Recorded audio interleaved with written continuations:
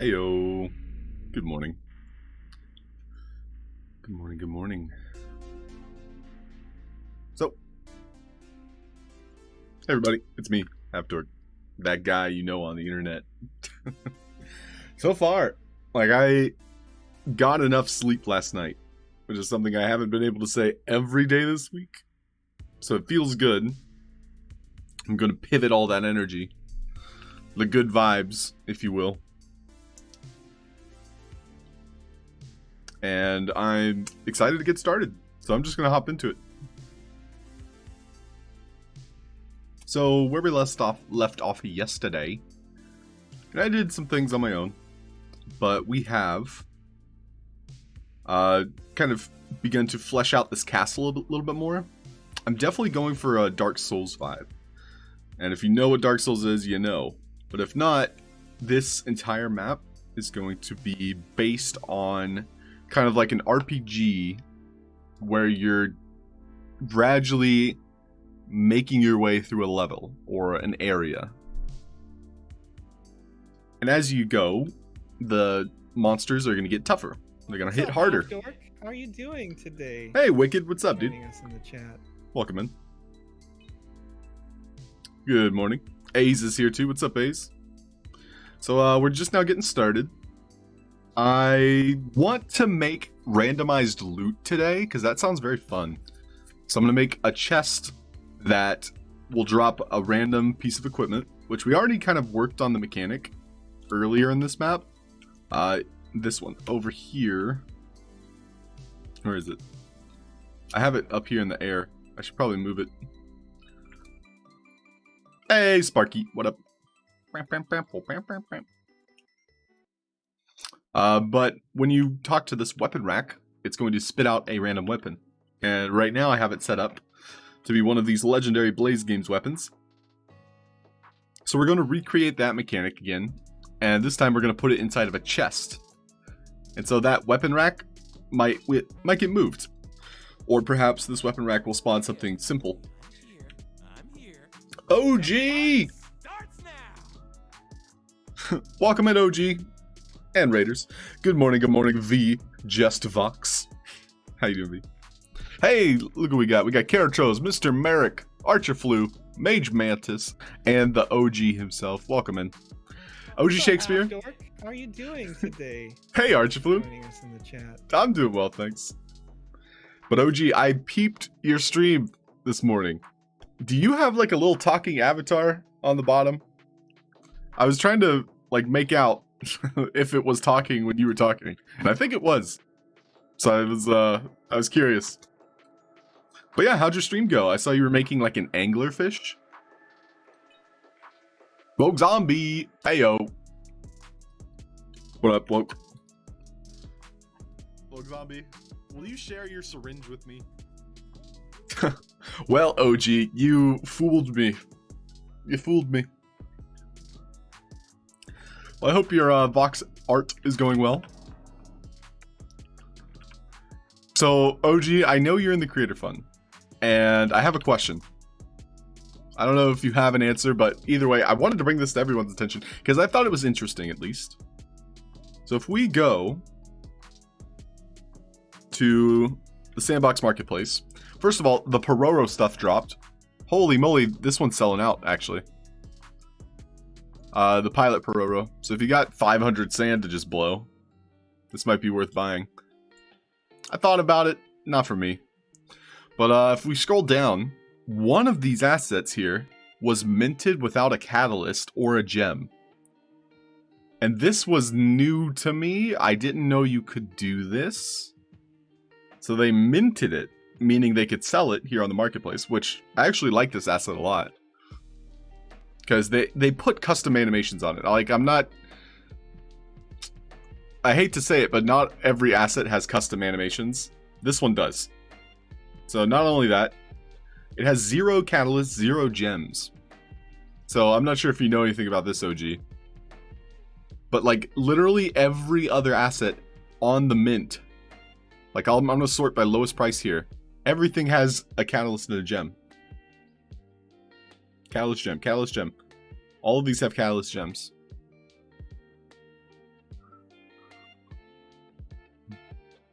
Okay, so that's good to know. OG, you knew about this. Yo, Keeper Top Shot, what up? Cold Cuts and Cheese, what up?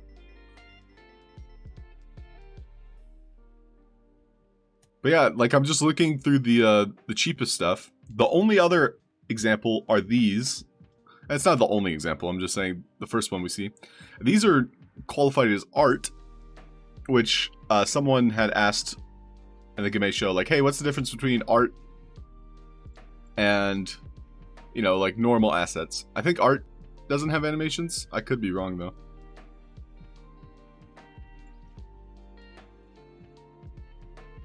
Let's see, do any of these have animations? This one might. Yeah, so what I thought art would have been that scenario. The catalyst and lack of gems. Ooh, OG, share your wisdom. Yeah, soon, TM, OG. The Shakespearean knows things we don't. But hey, don't get in trouble. We don't want you to tell us things you shouldn't. Goodness.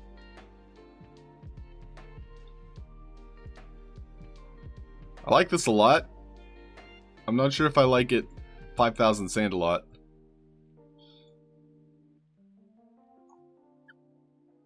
Has more to do with the physics and in-game interactions. We never use the art function. I see. Well, it is worth noting that the art isn't exactly like, it's not the most popular. I'm trying to move my camera, there we go. So if we look, there's only 800-ish pieces of art, whereas normal assets, there's 48,000. So it seems like art isn't as popular. Hey, what up? 666, what's up? Good morning, Stormtrooper. 626. But yeah, 5K. Yeah, that's a lot of sand.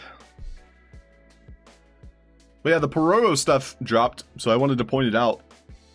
I'm going to be buying this one. And I think all of you who have been to my stream before know exactly why I'm buying one. In fact, I love the price so much that the next time we have an event here in my stream, I'm going to be giving these away. And then you can tell me, oh, this I hooked it up, Halfd0rk. I used your tutorial.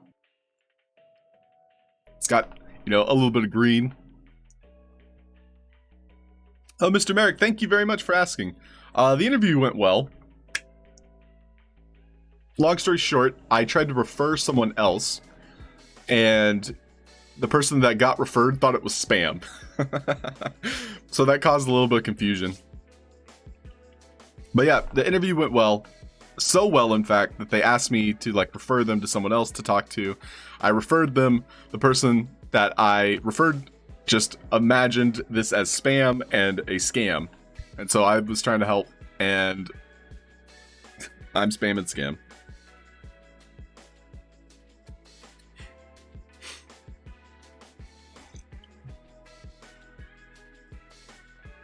You don't love it 5,000? Nope, not yet, Sparky. I'm sure I'll find something, though. So, welcome in, OG Shakespeare. Thank you again for the raid, by the way. Hey, Tom's here. What up, Tom Voxel? Tom Voxel's probably in the chat. Hey, Tom Voxel. How are you? Welcome, buddy. Tom Voxel. Tom Voxel himself. Tom Voxel's here. Tom Voxel's here.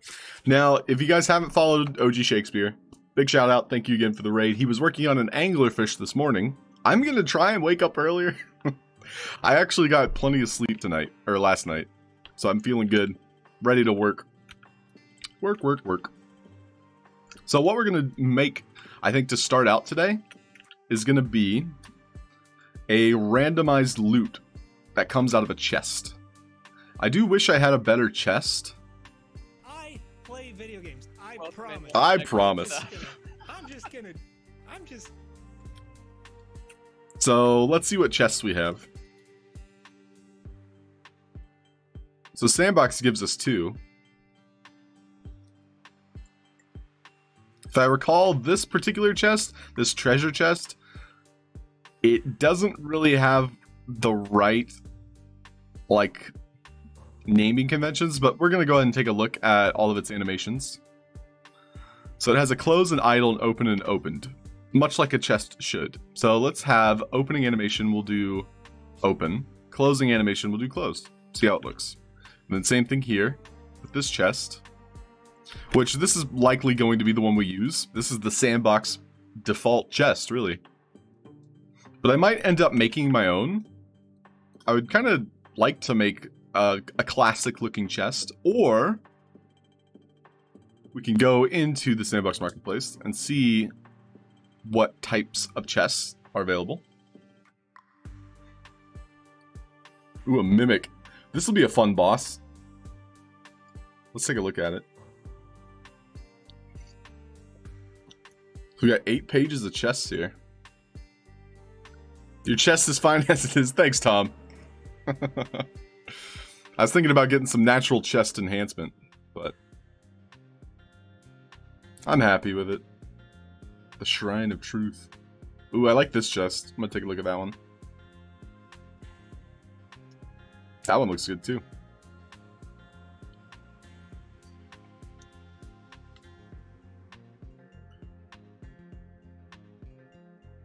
Pirate chest.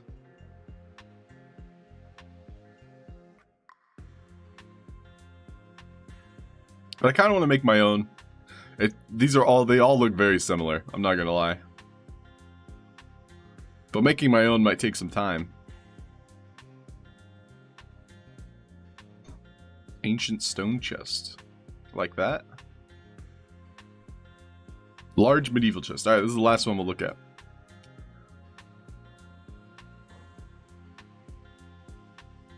And so it has 1, 2, 3, 4, 5 total animations. Opening. Closed. Open. Closing. Which is all you really need. I mean, it's interesting. What about this mimic? So the mimic, I was hoping would have like attack animations, but it doesn't seem to do any attacks. What about this one? This one has no animations. And this one kind of like shakes a bit, then opens. I think I would rather use the default over that one. Hey, Vox Machina, welcome. Welcome. Ancient stone chest. It just kind of like pops open. I guess we're just going to stick with the default one for now.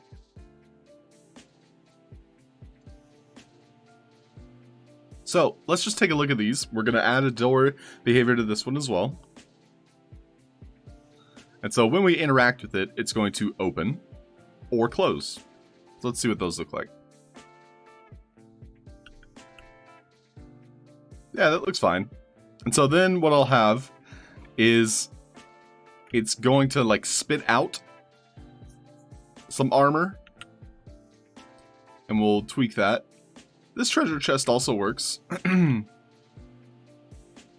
So what do you guys think? I'll let you decide, actually. We're going to do a poll here. You guys like polls? Don't answer that. I like pole dancing. So it's going to be chest on the left or chest on the right. You guys get to vote. And we'll do it for 2 minutes. So if you'd like to vote, it's going to be in the Twitch chat up at the top. So this is going to be the chest that is going to be in our game. Good morning! Vote for Pedro. We won! Wait, what did we win, Vox Machina? Wait, you won a ball? What? One of your first Vox Edit builds was a Cyberpunk treasure. What? That's awesome. Made a promise to myself not to buy anything. And Tom says, congrats on winning the balloon contest. What? VVox as well? Let's check it out. The top 10. Also, it looks like everybody likes the left chest. I don't know if I can turn that off. Not at the moment.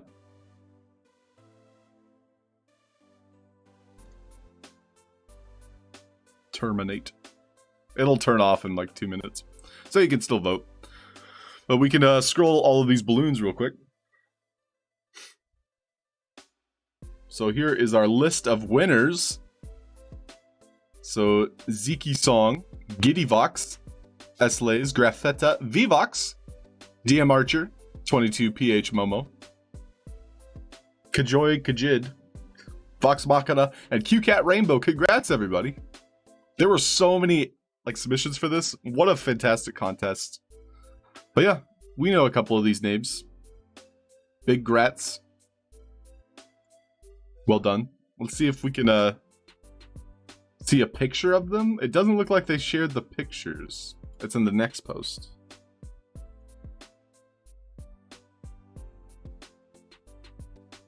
Have they posted the top 10 pictures? So they only posted the winning individuals. Yeah, but congrats. We got 2 of the winners here in chat, VVox and Vox Machina. Congrats so much. I was hoping we could see them. Maybe it's in this video. So this is 10th place. Cool.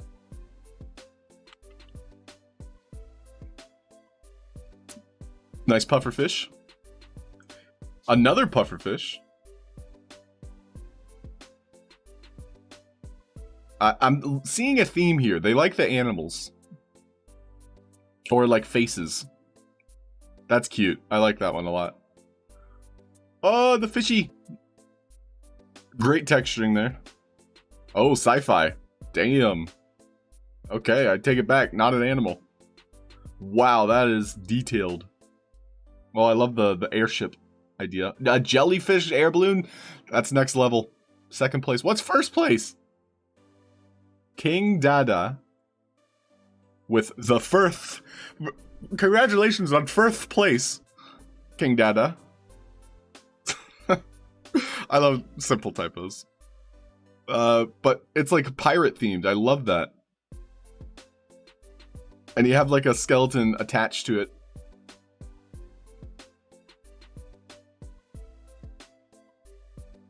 And then you have the little skeleton kind of waving at him.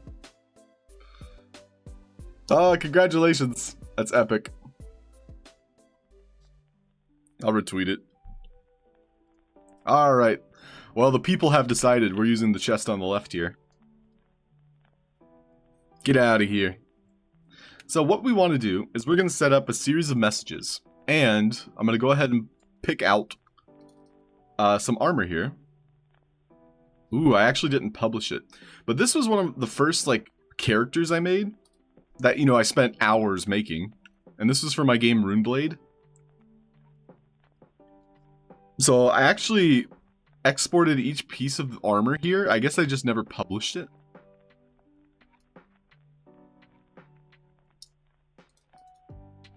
Yeah, it looks like I never published it. But these were my knights. I made each one of these guys. Custom. I'm almost getting like Power Rangers vibes now from these dudes. But maybe I'll have like the player fight them as well. But I made these guys back in January, I'd say.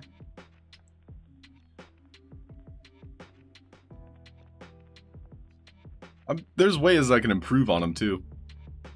But I love the look of them. They actually came out pretty good.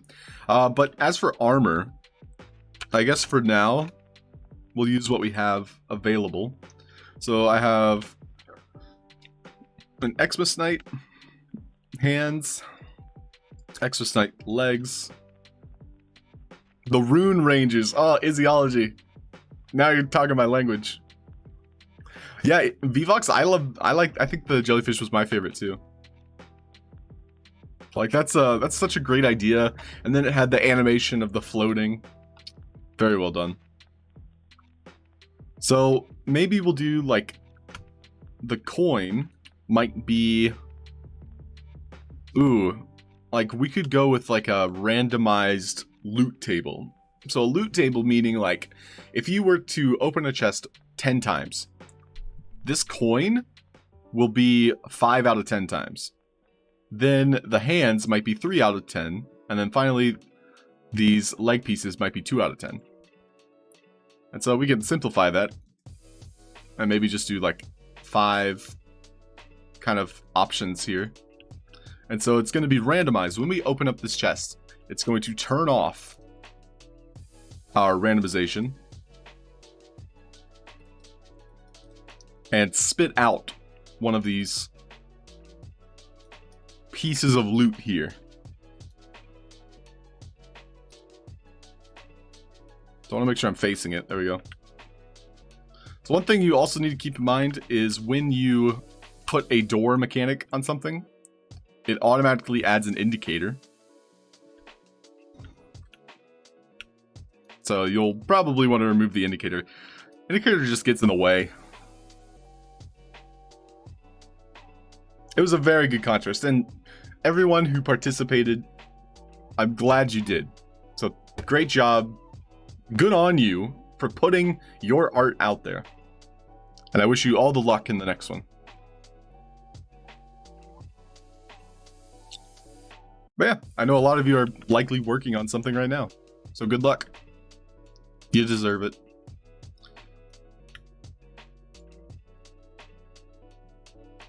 And so, let's go ahead and work on this mechanic a little bit. See what we can make. I had used 2 gems here. One of which is going to be the platform mechanic. So we're going to add that to this one. And so it's going to go left to right. So we'll do -10. But that's too far. We'll probably do -7.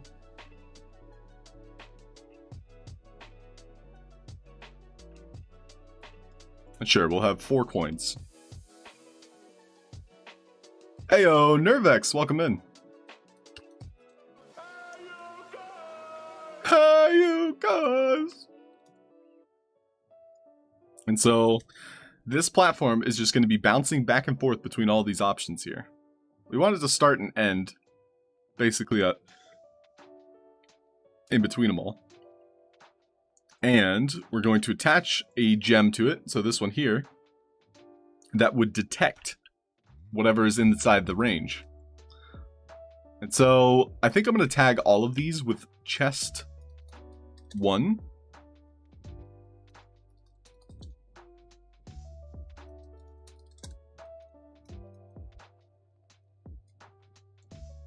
We'll just duplicate this coin.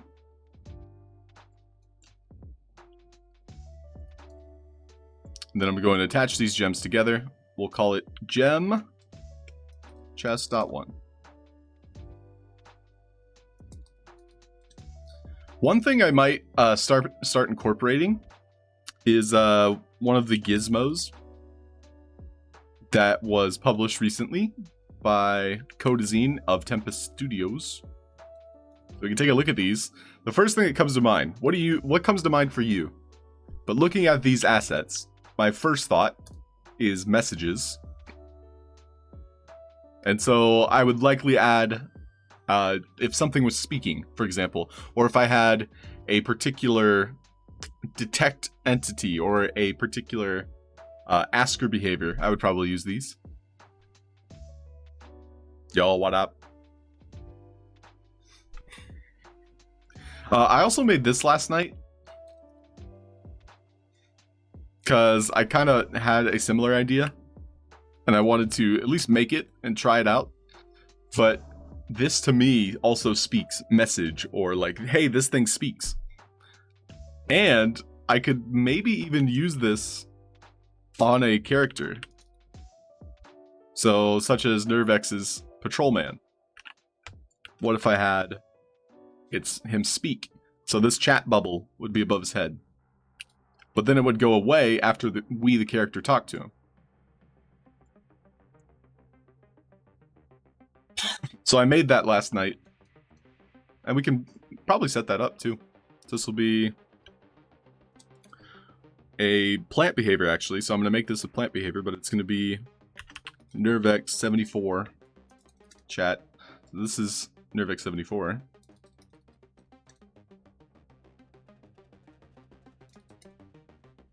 And I'll tie those together.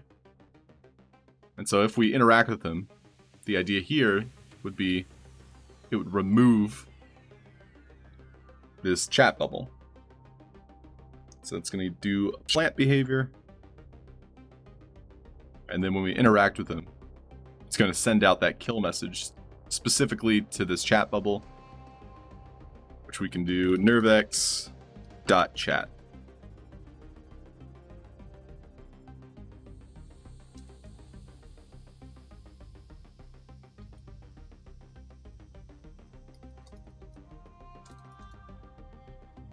So I just set that up real quick, just as an idea. Great design. Yeah, of this guy? I think so too. But the chat bubble is simple, and I intend to use it for messages as well. But this is the Codazine design, which I want to find use for it.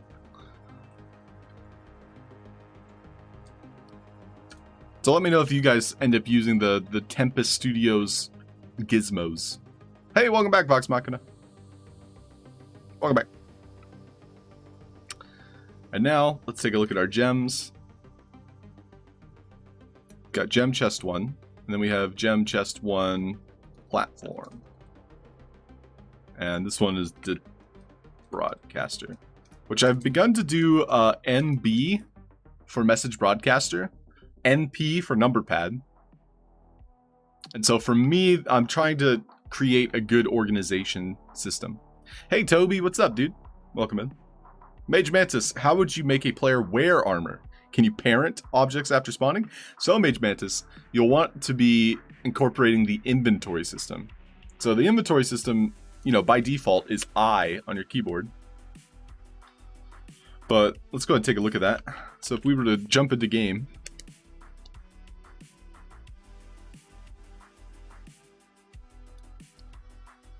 it's on the bottom right, you'll have the prompt.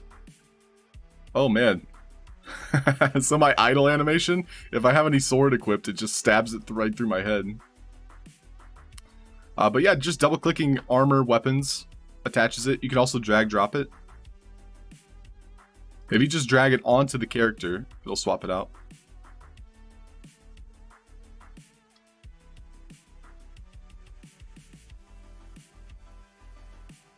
So if we talk to Nervex, it should remove that speech bubble, which it does.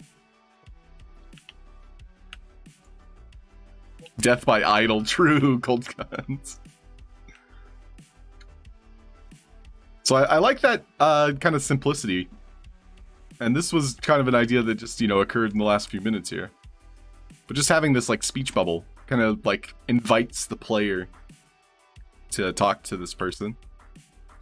So what we're setting up now is this platform that is going to stop when we open up this chest.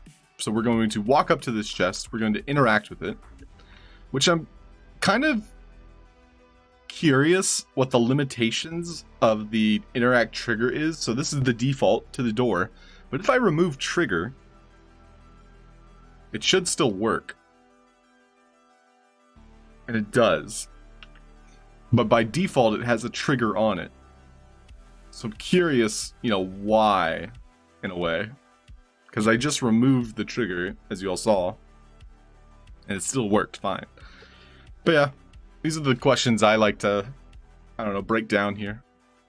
while I have a mental breakdown. That comes later. So Mage Mantis, you can, but you're asking specifically after they spawn. I don't think so, because you have to set all that up in the game maker, like by design. But what you could do, Mage Mantis, is you could have something already set up in like a storage room. So let me just put something together real quick. We'll say you would pick up this secret weapon that is also both a sword and a shield. Actually, it looks like a mace now. But beforehand, I would kind of bind them together. And that way, whoever the parent is, so it's the sword is the parent, when it spawns, and it's going to have a pickable, so we can pick it up, it's going to spawn here on my number pad.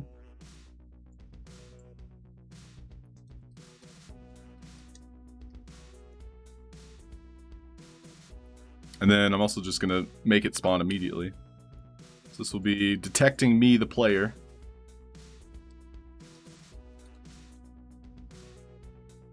So as soon as it detects me, which we'll do, I walk in front of the chest, it'll spawn it. It's going to set out this message, sword.spawn, which we could basically have it spawn already connected. So this loot that we pick up, and you can't really do it with weapons. So weapons, not so much. So yeah, it sounds like this might be a workaround for you, Mage Mantis, so I'm glad you asked. But yeah, we'll do a respawn to tag. It'll be the sword.spawn. And it's waiting for that same message, sword.spawn. So it'll appear before us, already connected. Then we can pick it up and take it wherever. Because the parent is what's dying. And when the parent dies, it takes the child with it. Just like in the real world. Oh, jeez. Hey, Go West, what's up? Let's get some woohoos in chat for the Go West. Yeah, Woohoo! Are you okay? But yeah, Go West, I'm glad you've returned to streaming. And I love the brand you're building with this miner. I think that's very iconic. So I look forward to seeing how it grows. Well, welcome in, Go West. But yeah, that's a brief example. I'm just going to delete it. I don't need it. But back to our task at hand. We're sending out a message when we open up the chest. The chest is not going to close, so we don't want it to close. So instead, we'll have it on opened.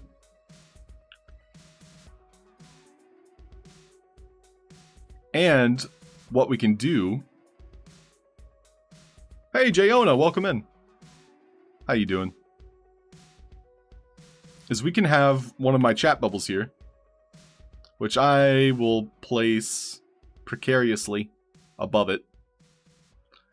And it's going to say, specifically, this chest was already opened. And it's going to say it in a small font, just to tease the player.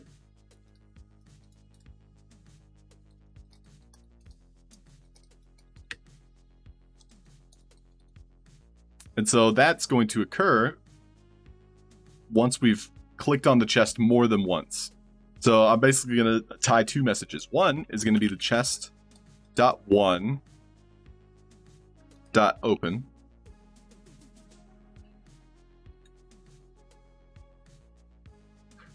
Yeah, I guess. I don't like having more than one dot. And then this will be chest.1.close.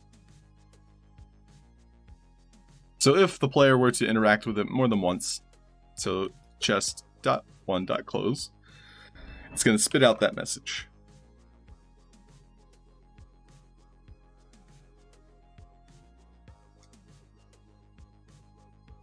You're not wasting time, Mage Mantis.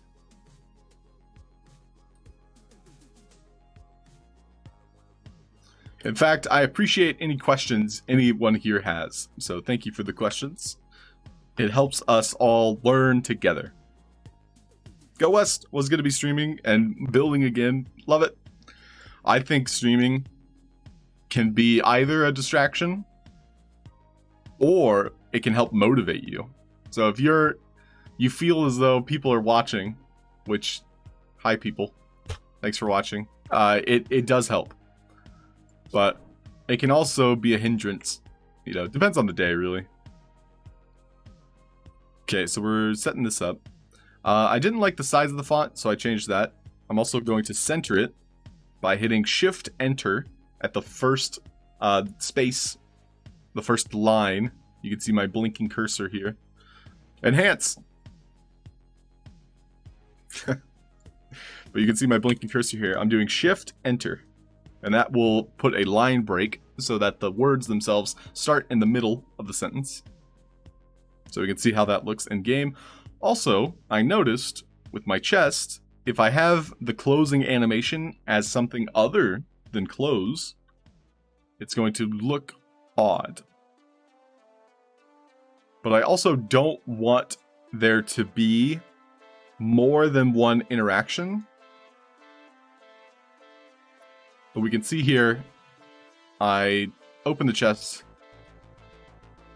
and then I can close it.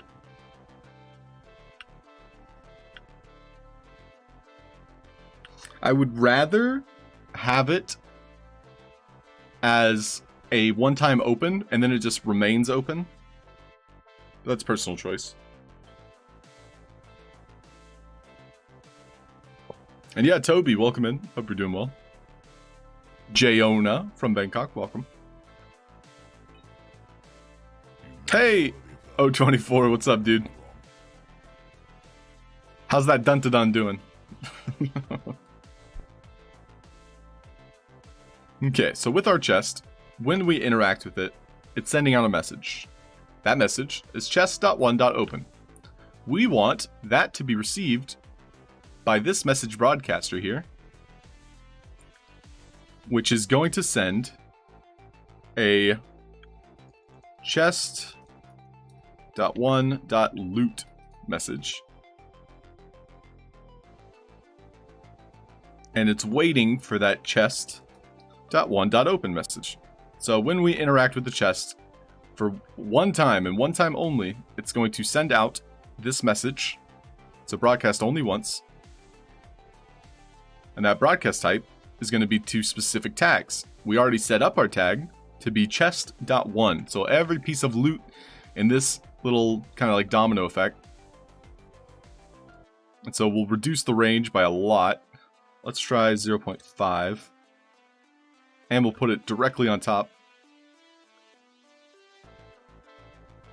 So some of you might be saying, oh, but what if, it doesn't land on one? Or what if it lands on two?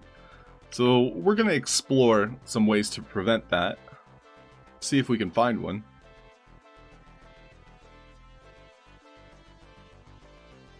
But it's going to be sending out to specific tags, chest.1, which is what we tagged all of these. It's going to be sending out this message, chest.1.loot. And so, all of these here, we're going to be giving a tag. And it's going to be very difficult to grab the right thing. So what I'm going to do, just because we have to work around this game maker bug, but like selecting multiple things at the same time. So what I'm going to do is I'm going to stack them all in a pile and then drag select them like this. Because if I were to kind of drag select this way, I might get like this here in the background or this one. So instead, I'm going to put them all in a nice little pile and drag select like this. I'm going to give them all a health component. That health component is going to be respawn to tag. Tag is going to be chest.1.spawn. We'll have a negative delay, so it's instant. And that message is going to be chest.1.loot, which we saw we attached to my gem. And so this gem here, we'll look at it again, has message broadcaster. We don't need it to be visible, but just for this learning experience. We will. But it's sending out chest.1.loot when we open up the chest. And it's broadcasting this message, chest.1.loot, to anything with this tag, which we decided was going to be everything in this little pile here. And so I'll spread it out again. And we'll just take one last look at our chest, which does have the interact, and it spits out that open message. Nice and limber, O24. Let's go. But lastly, all of these need a collection component. So we'll add collectible. And I would rather have a message attached with them.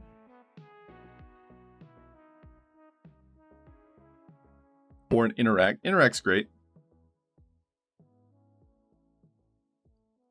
We're basically like figuring out how we want loot to be approached. Like, how do we want this loot to be picked up? And so we'll use an interact, and I'll give them all an indicator saying, hey, you can interact with this object.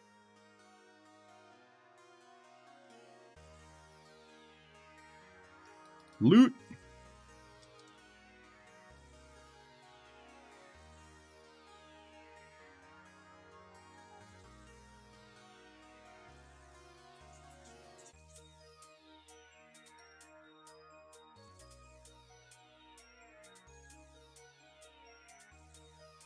And so everything looks to be set up. It's all just waiting for that one death event, the loot message. So now with it all set up, we're going to put them back into place. We're probably going to spread it out a little bit more.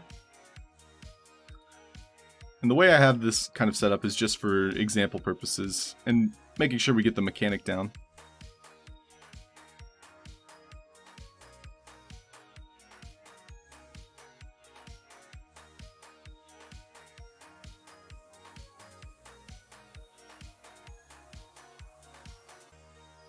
This platform here, we can watch it in action, is going to be rotating, or I should say, bouncing from one end of the treasure to another.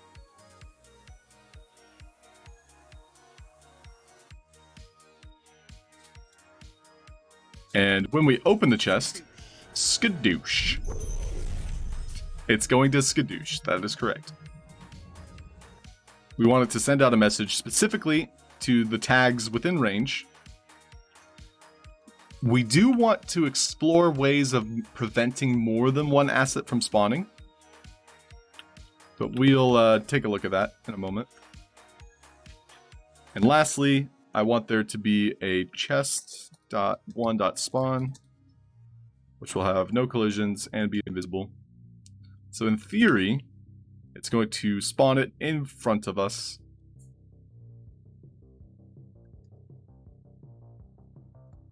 Which it worked. My fungi coins here, we looted more than one because it has extra luck on it. So we do want to reduce the collection amount.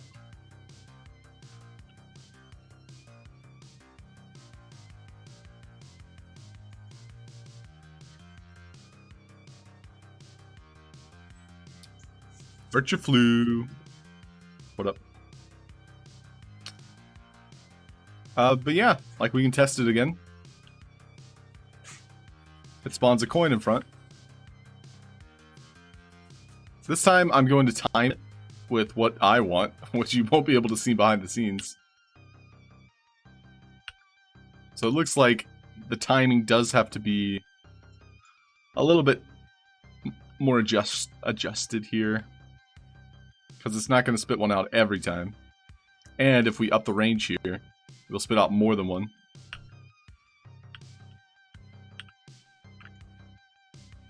Also, my fungi coins are still spitting out too.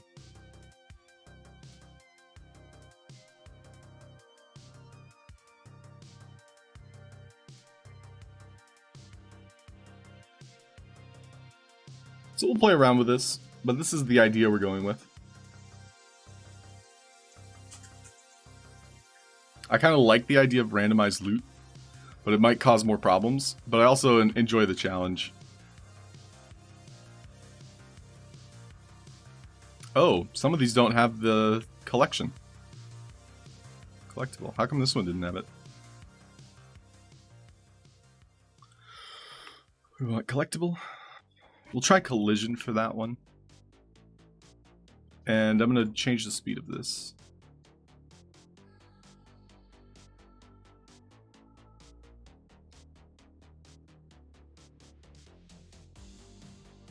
So the collision's a little bit bad with these.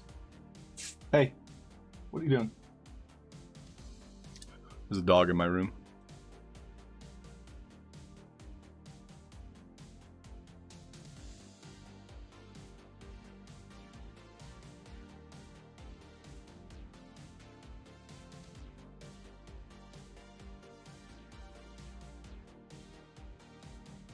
So sadly, like, equipment in general just does not have proper, like,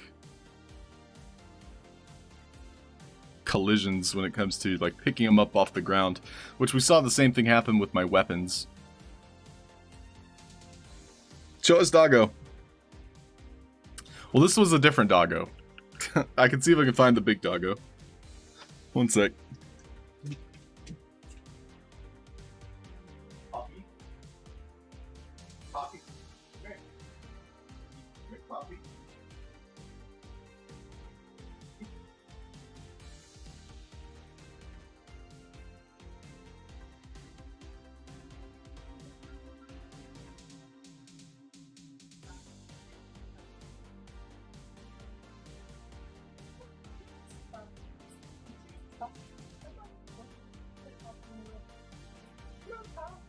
Poor cat.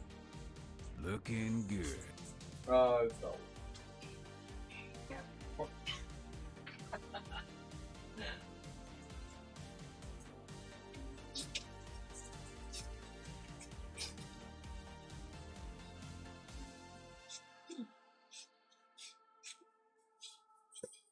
She's huge. She's a monster. This is Poppy. She's a Labrador. She was so small a month ago. Now look at her. Now look at you. Look at me. Look at me. Look at you. Okay. Ah! Attack at the dog. Ah, ah, ah. Tongue in the ear. Tongue in the ear. Tongue in the ear. Okay.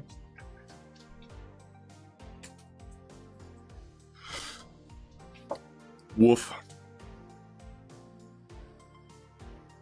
It feels so gross. She put her tongue in my ear.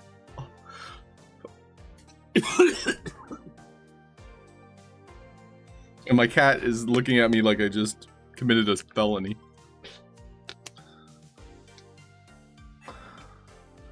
Early morning serotonin, if you say so. I'm glad you guys got more enjoyment out of it than I did.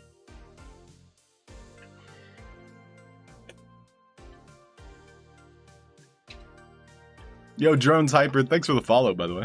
Appreciate it. Yeah, my ear does need a mint. Puppy breath. When you know, you know, guys. When you know, you know. They lick everything.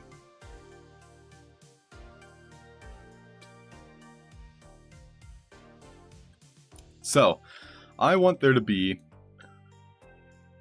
some sort of presentation here.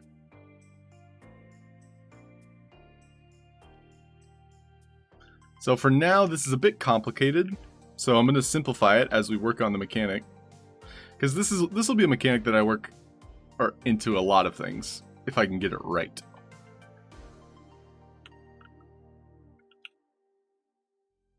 That's more action than I've gotten in a while. Well, Nervex, it's not as good as it sounds. So I want each of these to kind of like spawn in a way that's kind of like presentable. So here's what we're going to try. We're going to have our chest kind of pop open. And when it's opened, we want it to remain open. So there's going to be a little bit of convoluted kind of mess here. So we basically want there to be only one message. This will be interact.chest1.1. I want to make sure I always have that dot if I'm going to commit to it. So that means that this chest is going to pop open specifically when I interact with this thing in front of it. And the important thing to note here is it's going to be only once. So that way when I open the chest, it will remain open because I can only open it one time. Because if I kept interacting with this chest, as we saw, and I'm going to go ahead and remove this chat bubble I made.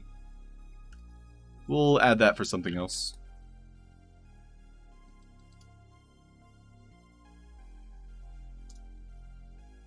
So we can just test that real quick. So it has the chest opening animation. But we saw I attached it specifically to that number pad in front of it. So now what we want to do is make it to where these pieces kind of like spawn in front of the chest and we'll have to like grab them. So we'll interact with these objects. And for now, I just want to kind of simplify it just so I can test it better.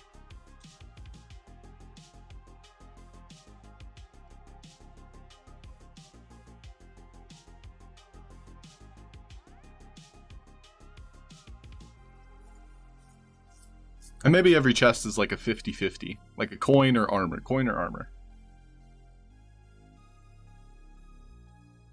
So we have the platform, and then we have the broadcaster. The broadcaster essentially destroys the loot only once.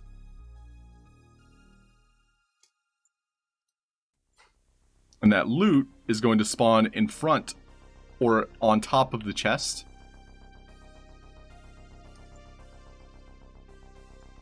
So we'll do this is my chest 1 spawn, and then I'm going to remove the tag off of this one. So we have the chest is actually tough to grab anything inside of it. So we want chest.1.spawn.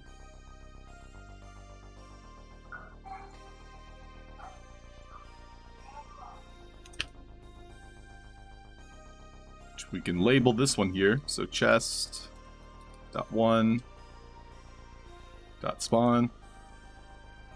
We want it to be non-collidable and invisible. So again, we're interacting with the chest. When it opens, it's sending out that message, that open message, which is then being received by this gem, causing it to send out the loot. The loot, thus, spawns in front of us to where we can grab it. And everything looks to be set up correctly, so we'll see. I'll go ahead and save it. Aw, Tipsy. Yeah, Easyology, did you know if you do the Tipsy emote, it'll spit out the meme on stream?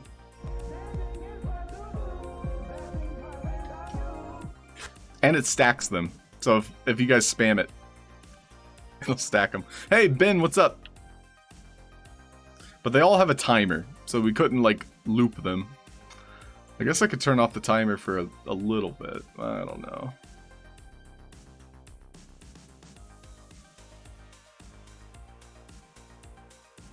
That doesn't seem like a good idea.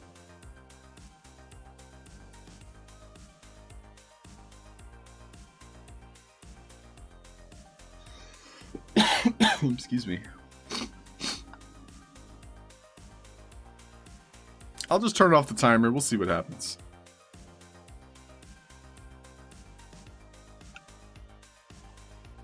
Yeah, let's break it. I might mute it.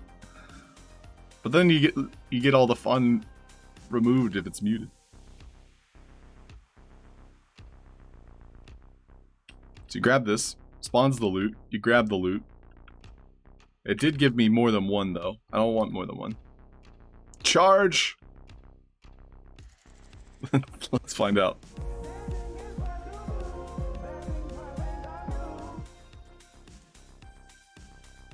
It won't let you spam. What? Your sub. I don't know why it won't let you.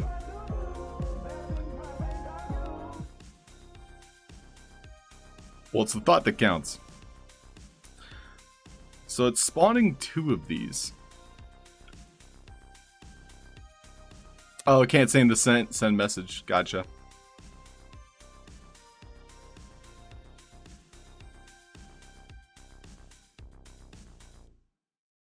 So instead, I'm going to make the interaction customized, I would say.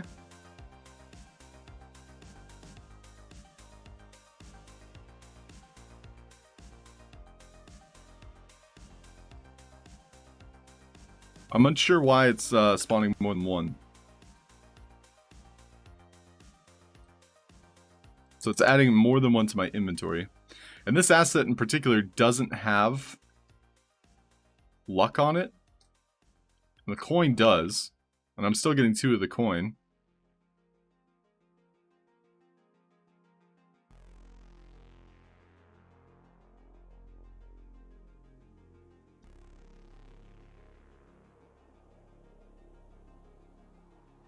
See what happens if I collide with it instead.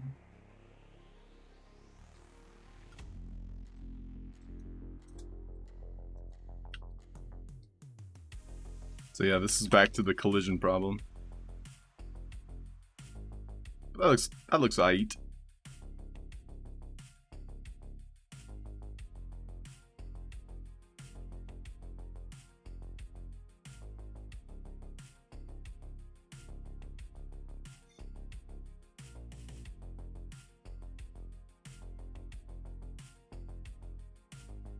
See what happens if I give it a plant.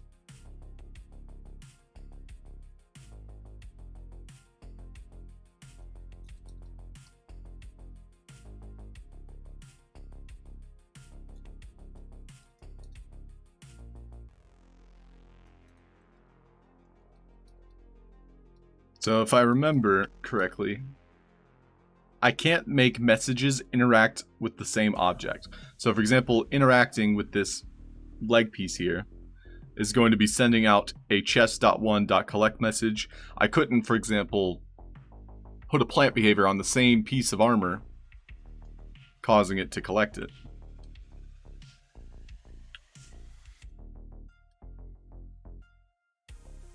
Interesting. So I was able to walk up to that other one, and it worked. I only get 1 coin and 1 leg when I walk up to it. But if I cause it to respawn, is it spawning more than 1? For testing, I'm going to give it a bird behavior. This is going to look very weird. What to do? Damn things when I think of you. Let's see what happens when. Well, I'm glad my doubts of how things work can be construed as pioneering and experimentation. I feel like a scientist. I don't know if this is gonna work. I saw Dizzy do it. That's kind of funny, actually. But I'm gonna have it spawn in front of us. And I want to see if there's more than 1 leg piece. It looks like there's only the 1. But when I grab it, I'm given 2. But then we just saw right here, when I interact with it, I only get 1. It's only when I respawn them in front of me. Which is kind of strange. Like, I think that's a bug. We might have found a bug. Well, it is destroying the first one, Mage Mantis. It's, so it destroys it, and somehow it's giving us 2 of them. Heyo, Doctor Strange. What's up? Well, Doctor Strange, now that you're here, there's no way out. Good timing, Maxie. What's up, Maxie? But now that Maxie and Doctor Strange are here, let's play some marbles. Just as a break. Take a little break. We'll do 2 races, call it a day. Woohoo! Yeah, throw away the computer while you're at it. And I'll, in the back of my mind with my subconscious, I'm gonna try and work on this problem with the chess. Because I like exploring it.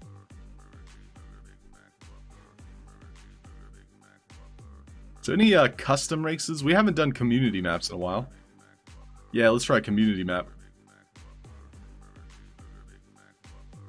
Stellar Ship Show. That sounds fun. Yeah, Archiflu. Referee time.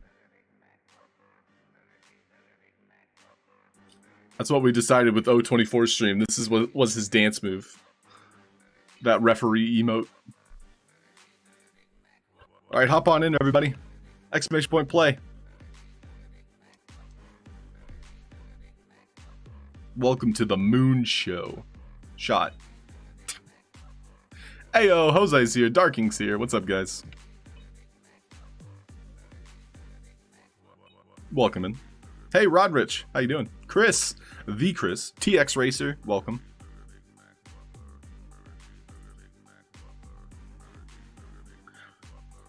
Let's get some hype music going.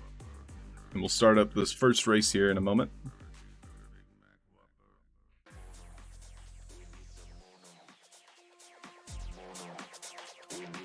"20 seconds.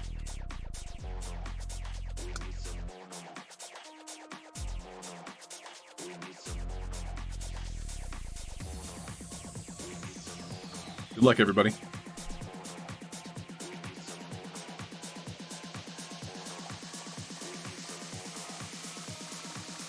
And they're off.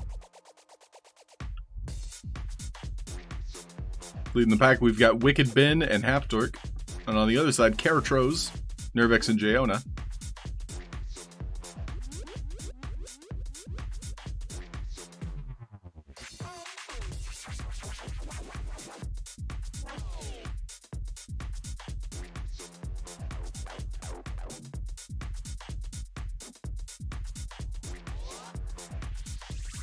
I'm liking the colors here.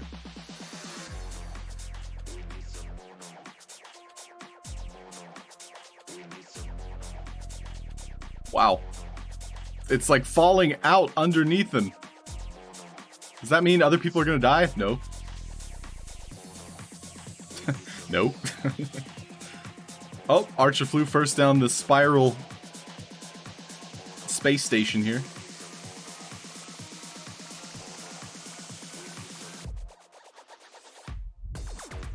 Through the portal. Where does it send you? Where does it send you? I don't know. Where does it go? I didn't look that far. It spit you out into the victory line? Well, that's no fun for a portal. But congratulations, Archiflu. GG. Woo! Congratulations. Yo, by the way, Archiflu, I need to get you in touch with Metaskins. You had won during our 12-hour stream this past weekend. You had won one of their founders keys, I believe. So I gotta make sure you get that.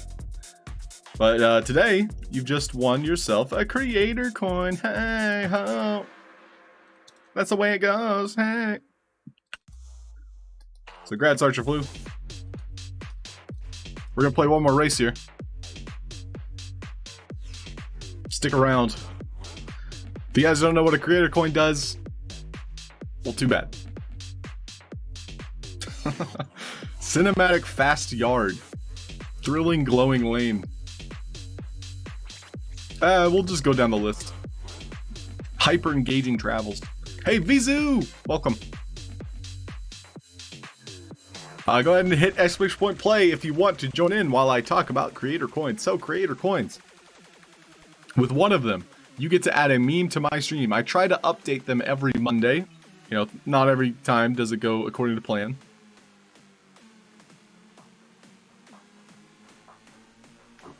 But why? Well, because it makes the stream more fun and engaging. You guys can use your channel points to play memes. You can also attach it to your name. So if you spend a creator coin, we'll attach it to your name, much like Nervex here in chat.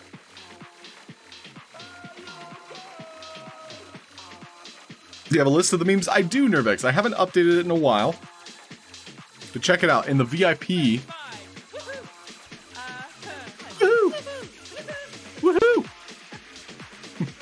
So, like Go West showed off, if you are a VIP, you can also use these commands as long as it's like each one every 30 minutes. No one has abused it yet. We'll see what happens. Make a choice to win. You win. I'm sorry, winning. Winning! But there's the list of the memes there. You okay? I should try and make a more readable list, but this was literally like a screenshot. And so we do have emotional damage here, but each one in that list is a different meme. So like, for example, 9A, 7A, and Inconceivable are the same exact meme. So I don't see all the people. Where are all the people? We suck again! But yeah, welcome in. Anaka's here. How you doing, Anaka? Good guy, Lizard. Welcome. Good luck to all of you.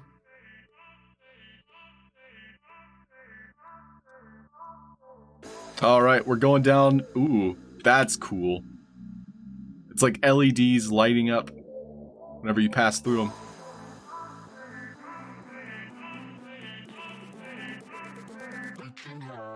Everyone's stuck in the middle here. But first to be spit out is going to be Karatros, 024, and Cold Cuts.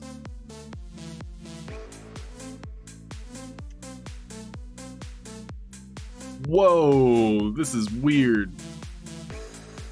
This is a feast for the eyes. Much like me, I'm a feast for the eyes. So are you.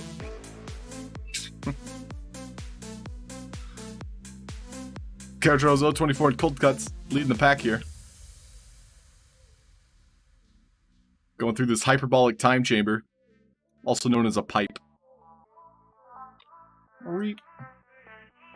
Whoa, what is this? It's a death trap.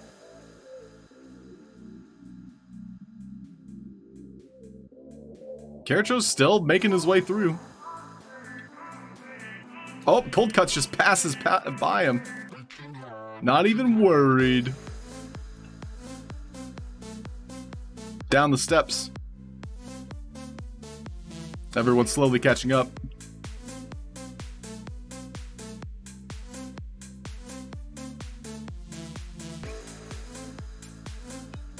This is a good choice of textures by the developer here.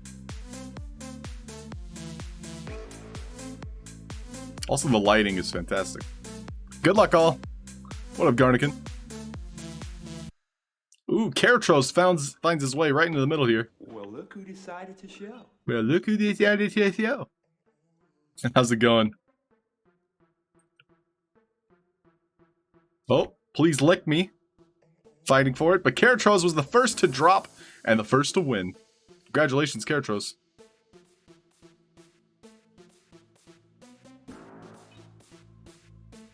GG!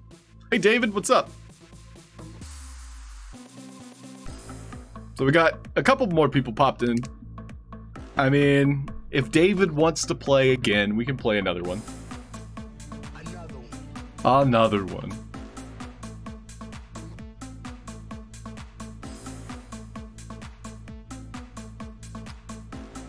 It's always fun to break with this. Dang, you missed the race. Izzy missed it too. Cold Cuts, what happened? You were in first at one point, Cold Cuts. Everybody just kind of grouped up together. You guys having a ball?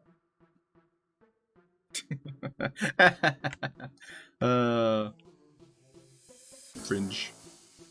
Second somehow. Hey, you still get points for that. Who's not done yet? Doctor Strange? What are you doing, Doctor Strange? Like, I can't even, like, bring the camera over there fast enough. Are you lost? It's gonna take 30 seconds for it to be like, alright, that's enough. Enhance! Doctor Strange is stuck. We gotta help him. He's got no momentum. He's just stuck in the tube here. I'm gonna push you with the camera. That'd be crazy if that worked. Move! He's trapped in the universe. Yeah, Sorry, Doctor Strange. Stuck in the marble multiverse. that mind-blown joke right there. Alright, we'll do one more. This is going to be a short one. But Caratros, congratulations. I'm writing your name down. I owe you a creator coin. Don't forget, guys, if you save up 5 of these, you get a custom NFT. Made by me. Tunnel groovy likeness. Love it.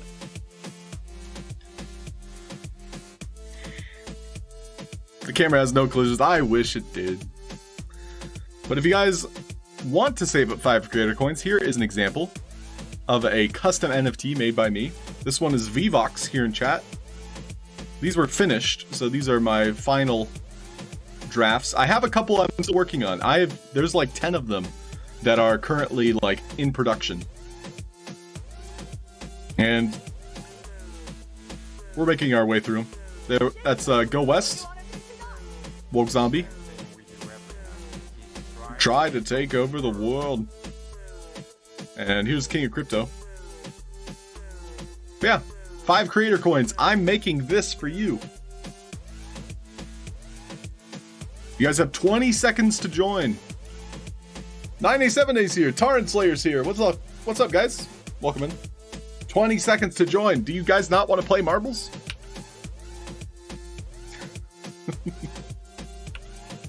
Play marbles. Did you guys make it in? Yeah, you snuck in. Got 24 racers here.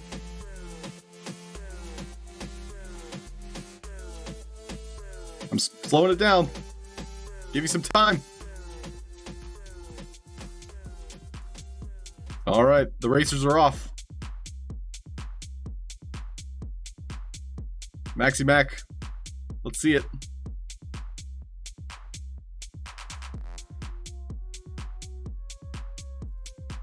You get zapped, electrocuted, and then you get spit out through a series of pipes.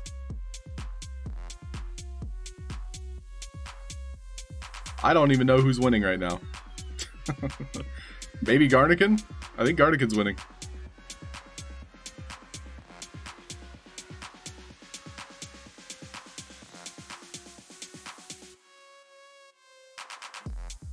These are very angular racetracks. Very cool.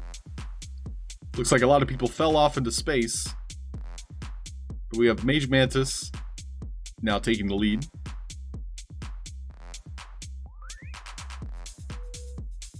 I think that's a Mage Mantis W right there. Congratulations, Mage Mantis! Well done.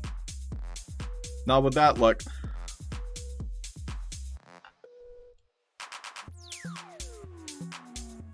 GG's.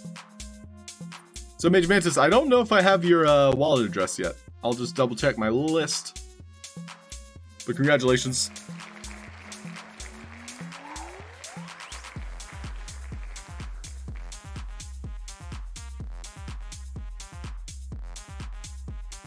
Ooh, Mage Mantis, you're not on the list. So, I'm gonna put you on the list. I'm gonna send you a whisper here. And get you hooked up. Meanwhile, thanks everybody for playing. We're gonna get back to work now. Because my stream is not just marbles. I have to work. I have to show you how to sandbox. How to sandbox. SSK Wolf made a brilliant map. I don't know if you guys have taken a peek at it yet. Does anybody remember what page it's on?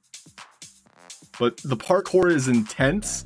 I collected about 20 coins before I fell off the map. And by map, I mean like the parkour side. Parkour!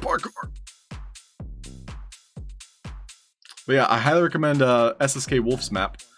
It's like page 16-ish, I think. But today, for me, I'm going to be in the Game Maker making this chest component. Jayona! Buying a coin. Thanks, Jayona. Let's go.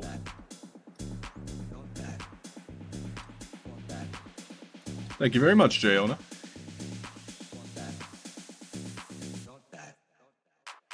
But yeah, if you guys are looking for something to play, try SSK Wolf's game. It's Sand Fam Continental. And I believe it's like page 16, 17.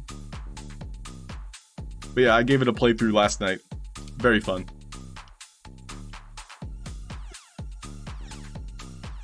So for now,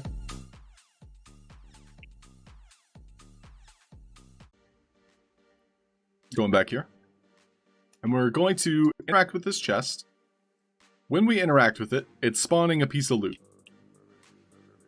Then the loot we interact with, and it's giving us 2. I'm unsure as to why it's giving us 2, so we're figuring that out. So there's a couple things we could do. We're going to play around with this mechanic. We don't have to just, commit to the first thing that works. Instead, I want to try different ways of, like, basically doing the same thing. So we're going to try a drop. So that when it dies, it's going to drop a piece of loot.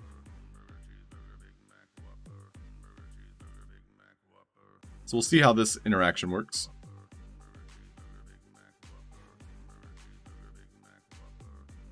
And it's going to be a collectible piece of loot that we can grab.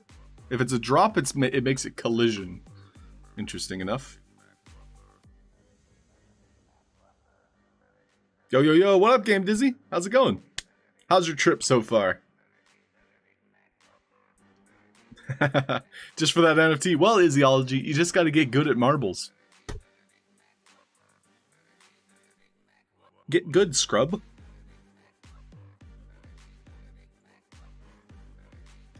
But I've been giving away a lot of coins, so we'll see if that backfires. You're at Universal Studios. What was your favorite experience or ride? I really want to do the Harry Potter one. That's like one of the few living in Florida that I have yet to, like, I guess visit, is their Harry Potter experience. Scrub it up. That's right, Izzy. Do they allow bears on the rides? Asked 9A. Nope. He just kind of like threatens his way on with a roar. So I've killed this coin. And I have the drop set up for when it dies. But let's try a message instead. The message is going to be the chest open, or the loot. See what happens.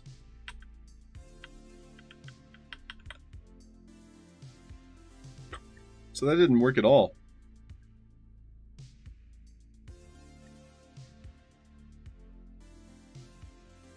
What if we did an interact?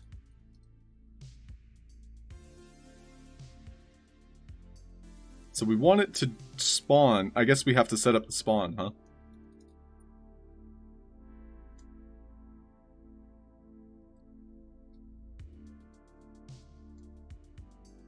I'm going to go ahead and turn off this only once function.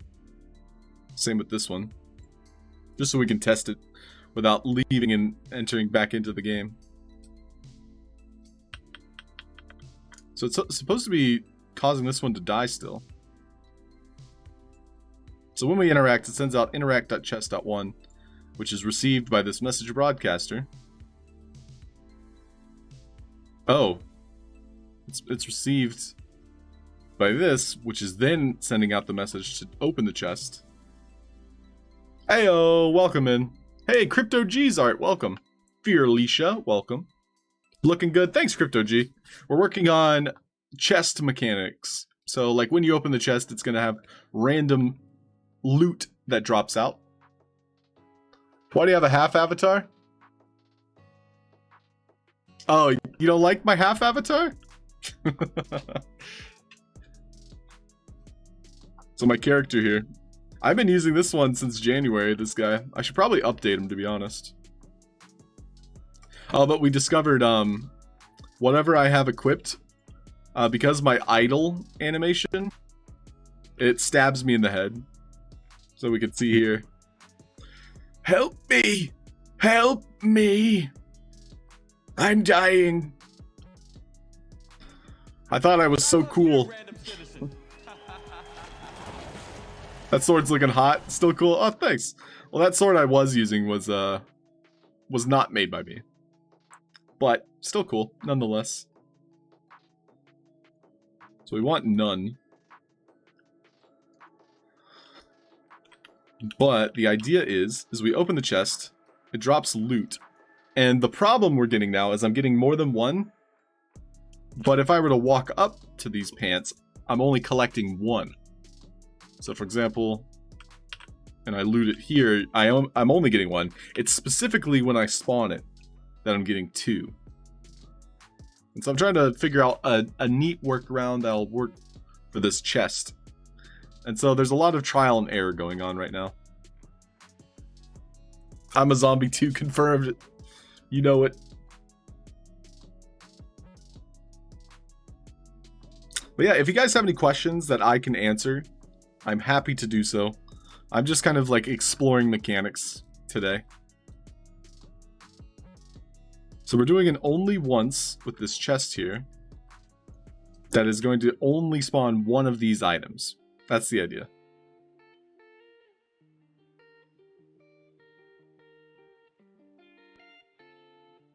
So we'll try a different message. And it's sending out that death command, which is received here. Chest.1.loot. And it respawns at that chest tag, which we set up to this number pad. We'll remove the indicator for now. But now the drop message isn't really working as I intended it to.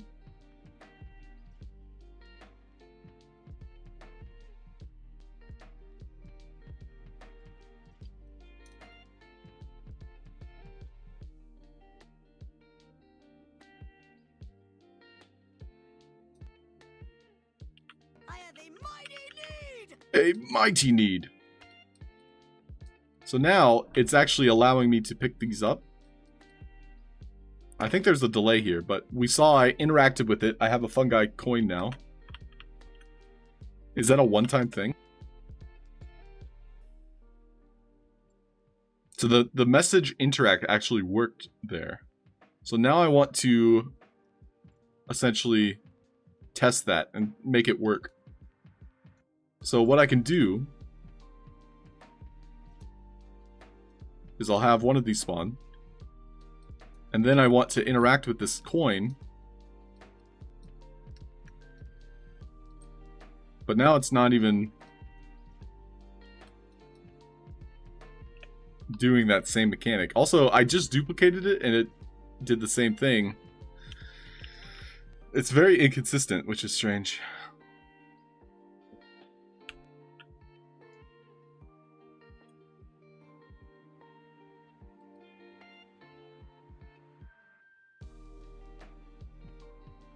So I'm able to walk up to it, collect it. But this one I can't walk up to or collect.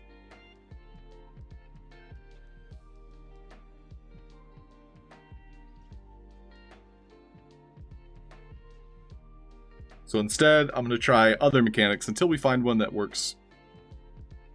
Let's try an asset spawner. So this asset being spawned is going to be the same thing, a coin. The coin we want to be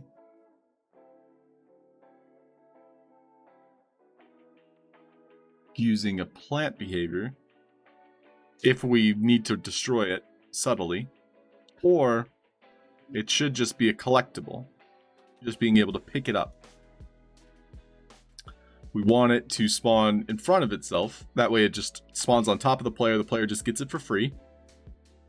And we would prefer it to only be once, so what we'll do is we'll attach it to a message. And that'll be interact.chest.1, which we already set up to be an only once situation.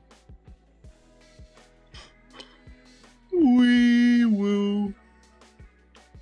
Wee woo. So let's see what happens if I spawn it. So we can see it spawned this one here, which I can pick up, and I only get one. So if that works, I'm going to try something. I want this to spawn it on a delay. So it's going to be interact dot chest dot one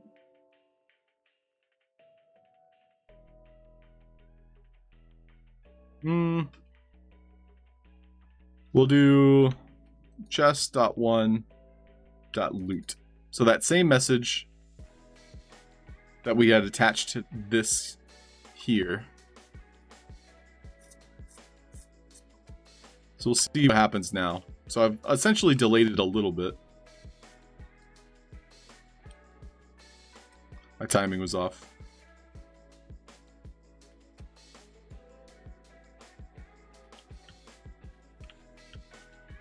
So it spawned it in front of us. However, it didn't spawn the asset.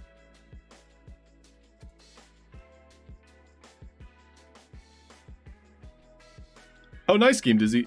So you're going to be in New York, but that is not the timing for NFT NYC?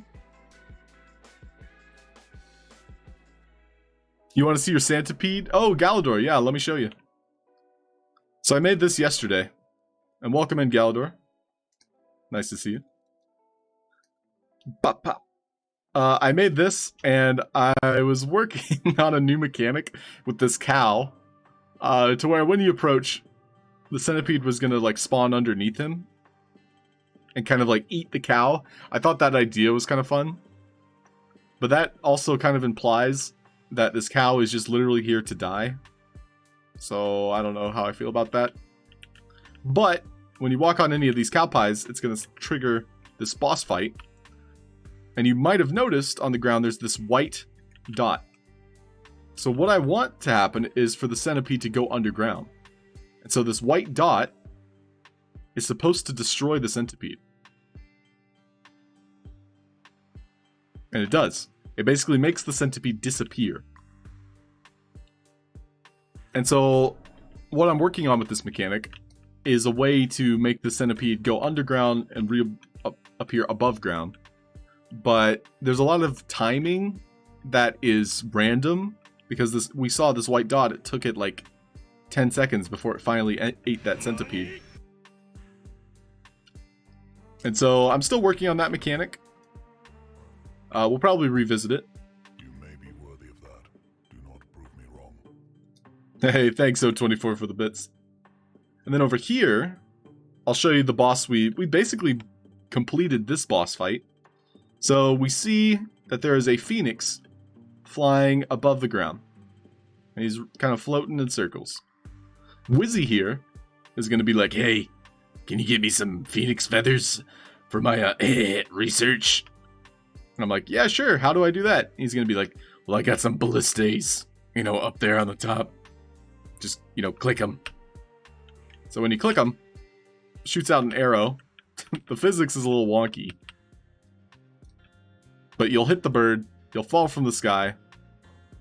I got to get the timing on those animations a little better. But then you'll spawn as an egg, which you destroy the egg, spawning the actual boss fight. And I think for fun, I might consider having like a way to, instead of actually hurt him, you have to like bring him to this cage. Like maybe there'll be a cage right here. And then when you finally cage him, the Wizzy will be like, you did it, thanks. And he'll make all of these platforms start moving, and then you can finally like jump your way to the top. The sacrificial cow looks good. Health component with reset on it to trigger the reset glow under the centipede. Maybe we have a sound trigger. True, yeah, I was playing with the asset spawner. And so I think I'm gonna rework the entire mechanic. So I like where your head's at.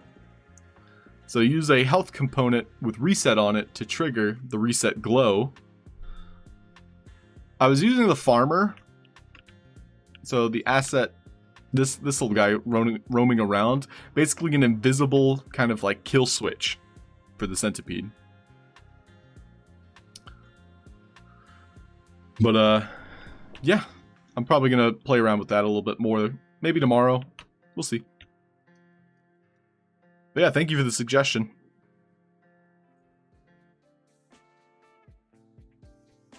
So he's gonna snort up ground phoenix feathers. Well, zombie, that sounds pretty lit. Who knows what type of effect that might have on the body.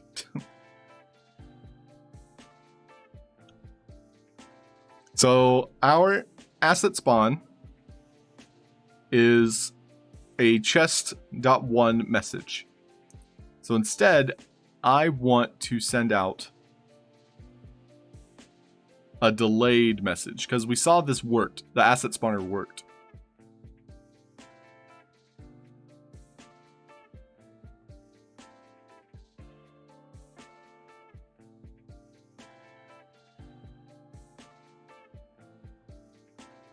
I'm curious, can I send a message using the health component, which will spit out a message to itself as it respawns? Might as well try.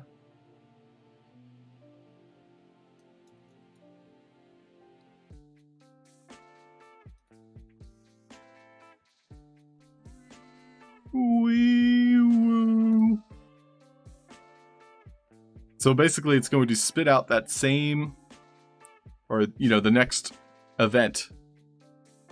There's no way this will work, but I'm just curious. I gotta change my spawn location. Goodness, what an idea. Why didn't I think of that?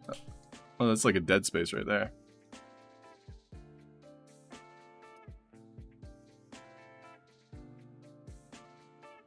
A little bit laggy, which is kind of concerning. Maybe I just need to restart the game maker.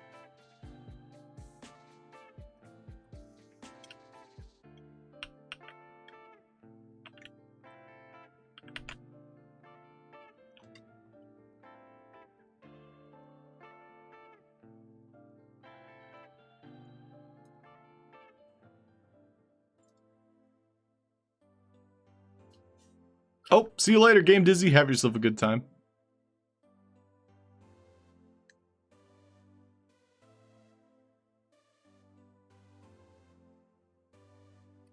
Okay, Halfd0rk. I appreciate the insight.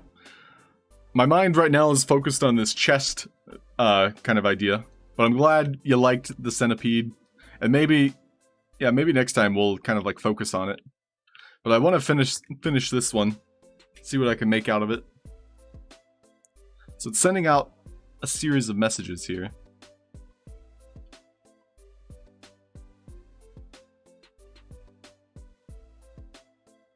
Let's try instead the open message. I'm trying to time it to where it kind of like spits out the loot, which I think would be cool.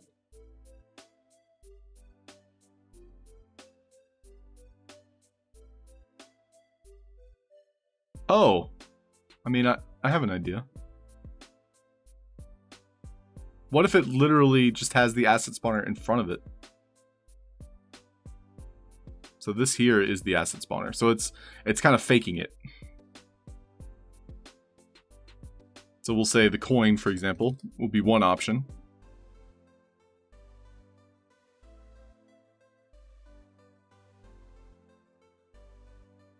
And so each one of these, when it dies, would send out a different message. So, for example, when this one dies, based on the message broadcasting.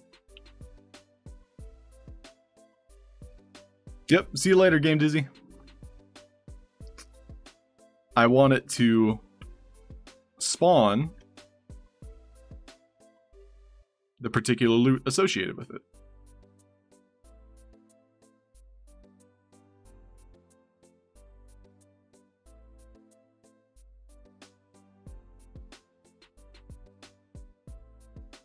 So it's still going to die based on the same series of messages, but now it's going to do chest.1.loot,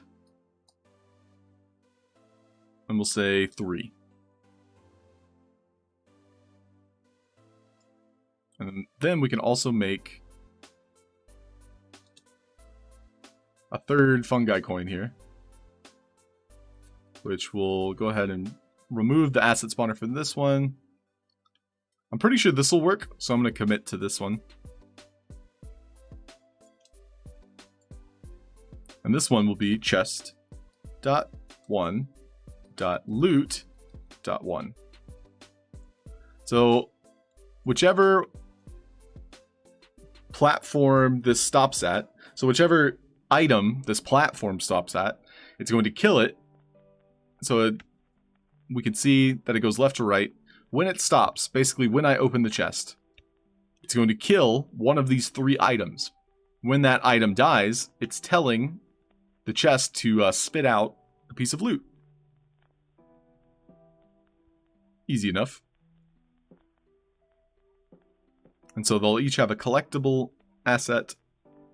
The only problem I can foresee here is that the default luck, i.e. with like the coin, is going to be more than 1. So we might get multiple coins. But I want to test it, see if it works.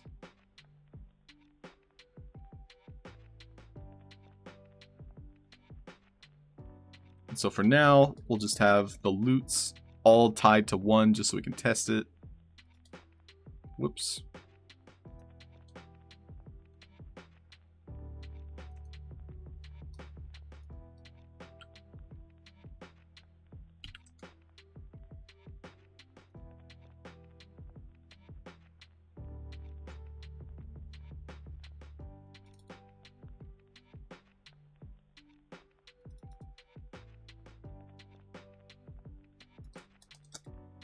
So it does need the proper tags.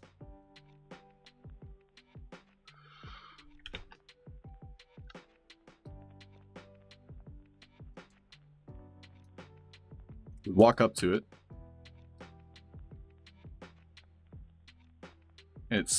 We only collect 1 by running over it, which is a good sign. I think we're gonna turn these invisible though. And then lastly, I want there to be multiple spawners. So we'll have one spawning the coin.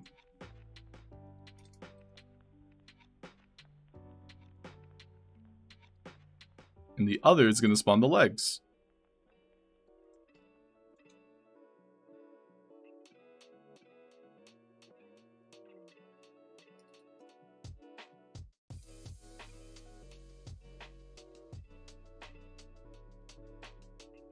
So loot.3. Yeah, I mean, if everything's set up, that should work. And so it's spawning the invisible loot. And then spitting out the coin. So I don't think we need these to respawn anymore. Instead, it's just sending out that message.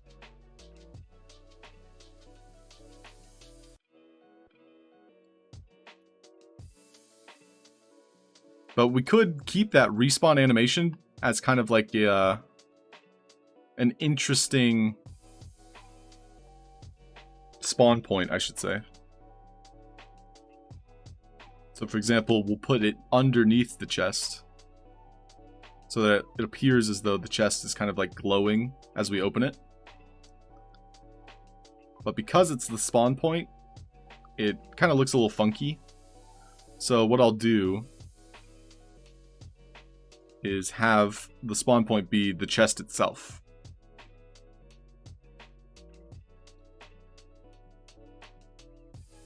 So we'll do chest.1.spawn.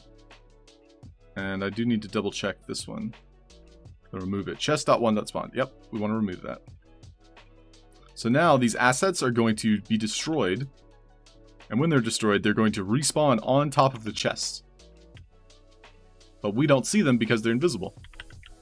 And instead, it just kind of spits out the coin, which we can walk up to and collect.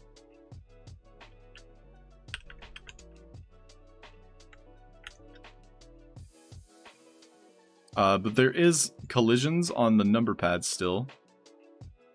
Or on something. It's like my chest still has collisions. So we're going to go ahead and remove the collisions. Because I've had a lot of difficulty with chests and collisions, like in other games, and people just got stuck on them. So it's very easy to, like when you're not worried about it, you get stuck on stuff. So now we'll try the night legs. So this time it did not spawn them. Testing purposes, I'm going to make sure that they're working.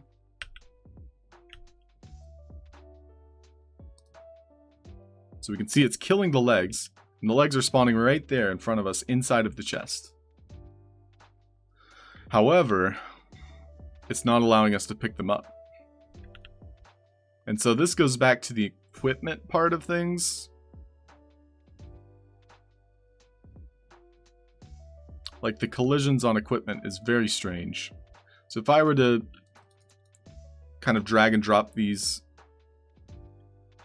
on the ground, we can see it has a very clear collision. Like, this is probably a better example. Like if I place it on the ground, however, like we can see the bounding box. There's a clear collidable box because it kind of imagines the avatar inside of these equipment pieces.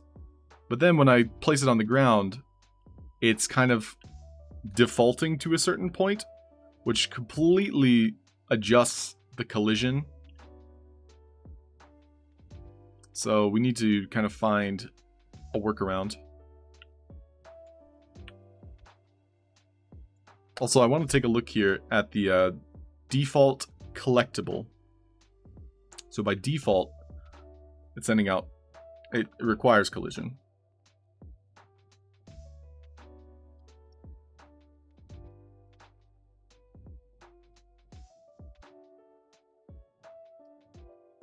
About the 3D NFTs, is it possible to make a WoW character? Yes, it is. Like, I would essentially recreate it. So yeah, Zumzy, if you have an idea. Also, for those of you ready to redeem your coins, whether it be for a custom NFT or for a meme, you can use this form, which I should probably set up to like a redeem command.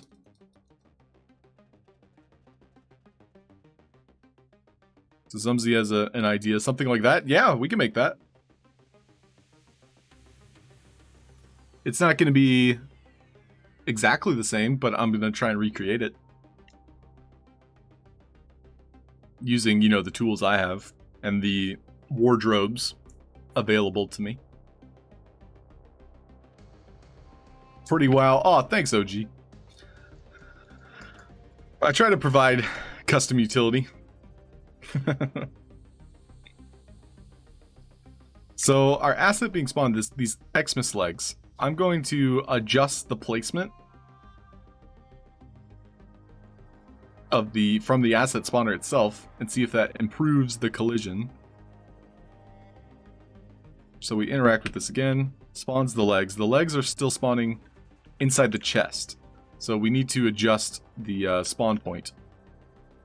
So we got to remove the chest.1.spawn, and instead I'll make a new number pad, which will serve as the chest respawn point. And I'm going to remove the visibility and place it, you know, inside the chest.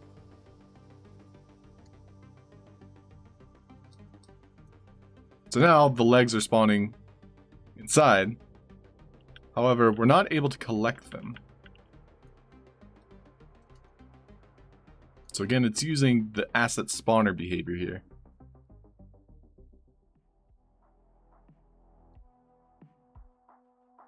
And it has a collectible component. So we witness it spawn. There's no problem with it spawning.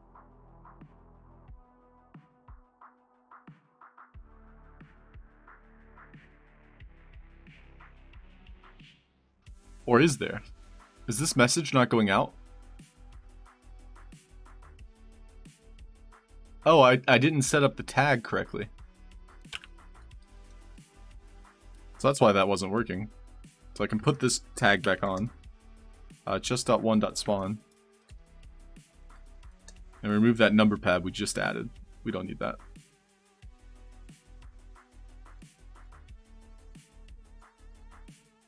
Because I was so interested in the visible pants. It's supposed to be spawning them like this. Oh, okay. I just had the logic incorrect. So it works.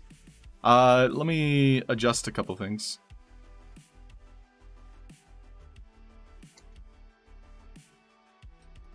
So it spawns the pants. We walk over the pants, no problems. Cool. I don't like how it auto names it. The default asset name. I would totally rename these something else. But there's nothing I can do about that. Instead, I can make assets. I can pull assets from the marketplace that I think would fit this game.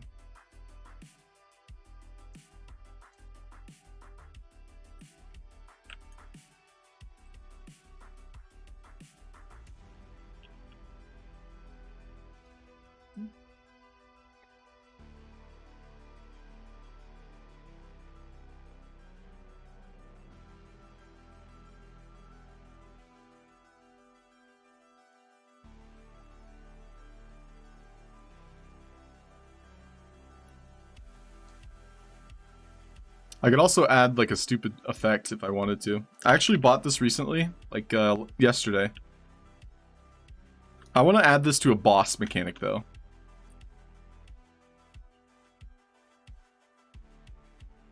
But what if I made the chest kind of like explode as though fireworks were coming out of it? So I think there's an off mechanic. So by default, it's going to be off. I want it to kind of respawn in a way. So I can actually use the door mechanic for this too.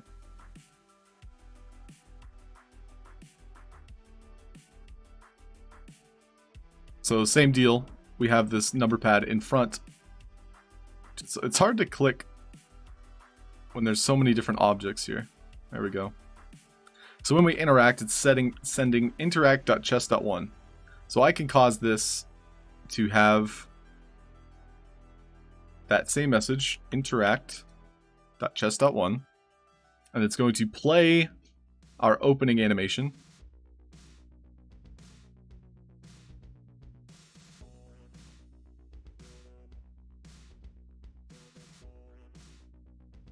Let's try closing as the opening, and then the closing animation is going to be the off, just to see how it looks. Okay, so the firework is inside the chest. We walk up to it. It explodes with firework, and then it closes. And it loops properly. That actually looks kind of cool. And we'll hide it underground so it's hidden a little bit better. So it's using that same interaction with the chest, setting off an animation, spawning the asset, and then the chest remains open.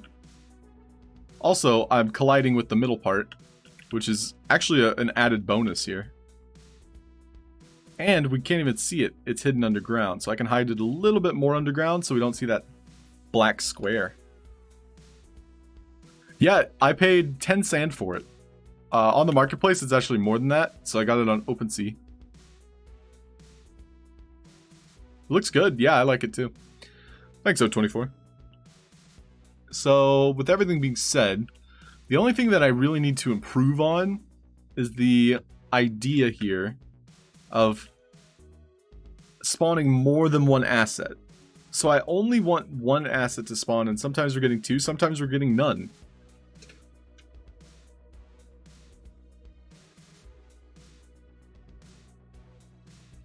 And I have some workarounds that come to mind, but I'm going to consider some options.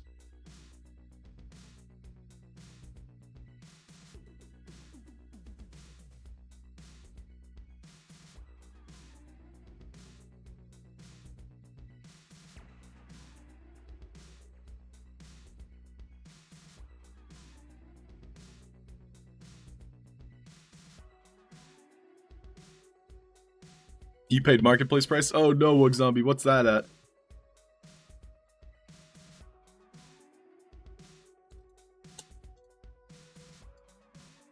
What's this called? My game's very laggy. I'm gonna try restarting. The Fountain Firework.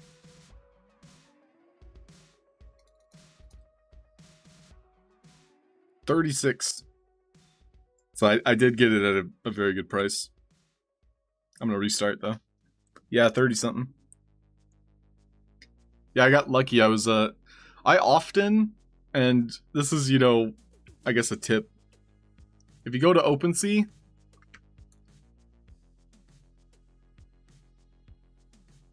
and you go to the marketplace, and you go to the Sandbox assets, I recommend sorting by recently listed and seeing what people put up for sale. So it looks like somebody today put up the Fountain Firework, maybe within the last hour. They're obviously asking way too much for it. But yeah, I bought this 2 days ago for 8.8. And so you can see when people put up assets, and sometimes you'll get good deals. You know, if you're in the market. A lot of times people are asking way too much, though.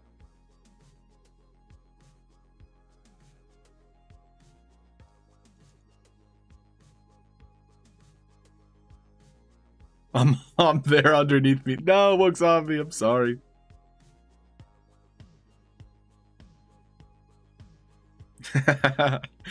Yeah, Woke Zombie, I had my eye on it. No regrets.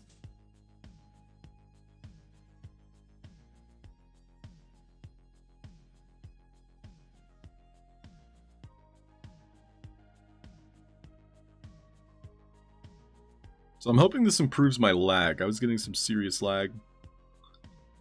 It could even be that chess mechanic we're working on.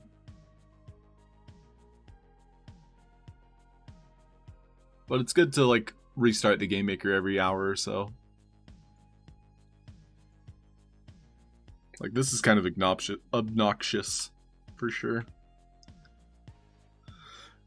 So, yeah, I'm killing each one of these assets. When it dies, it's sending out its own message.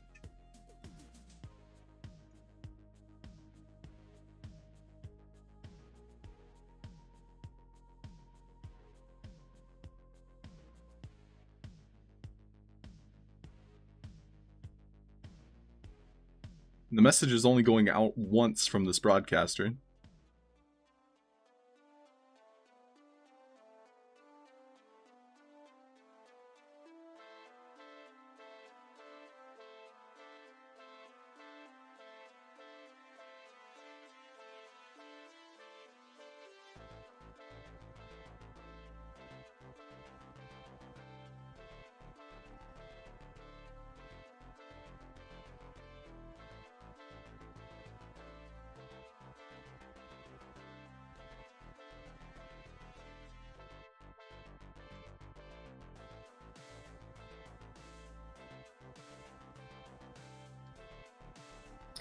So what I'd want then is if nothing dies, I want there to be like a backup message.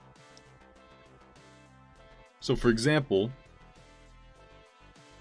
if my platform is going left to right, let's just say, for the sake of argument, that you either get nothing or you get the legs. I would want then for, if you get the nothing, for it to default to the fungi coin. So I'm going to see if I can come up with a solution for that.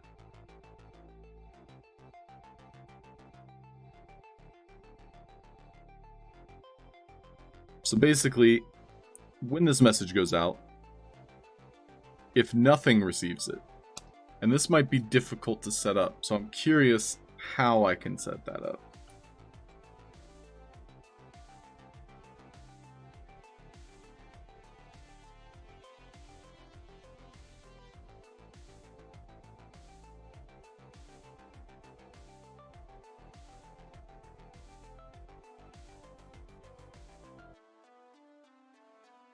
I have some ideas, but that doesn't mean they're going to work.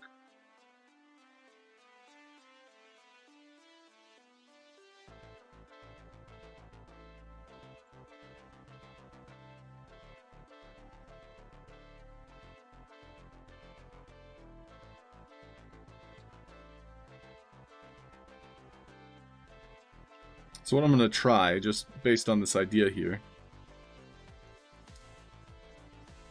is I'm going to turn on a farmer mechanic when it's received. So when that loot message is received.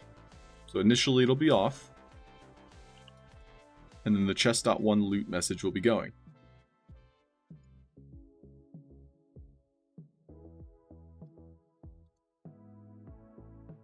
And so my farmer turns on when the chest.1 loot is received, which is going to be broadcasting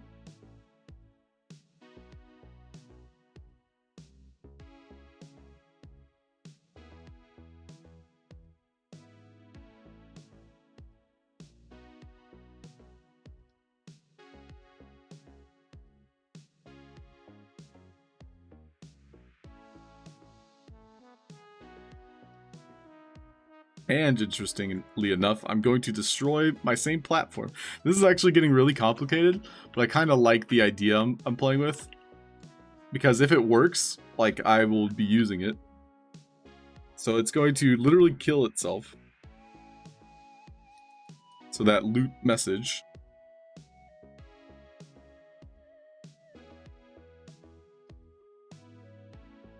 And when it kills itself, it's going to turn on the farmer. So it'll be chest.1.farm. Farmer.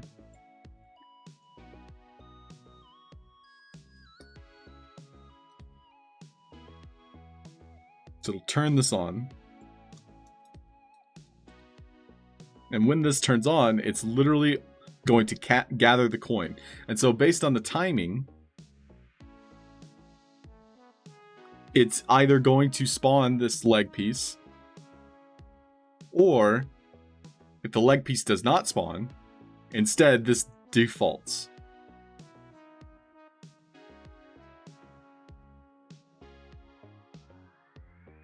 And lastly, with this coin, I'm going to give it a plant behavior.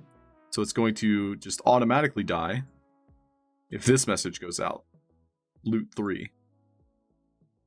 This is incredibly complicated and overly done so, but I'm trying out this kind of like series of commands just to see if it works.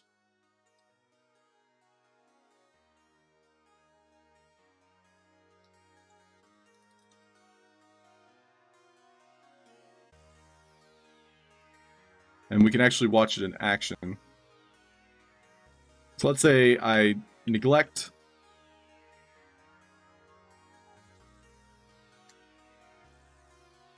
to get the leg piece. It's supposed to turn this on, this farmer here.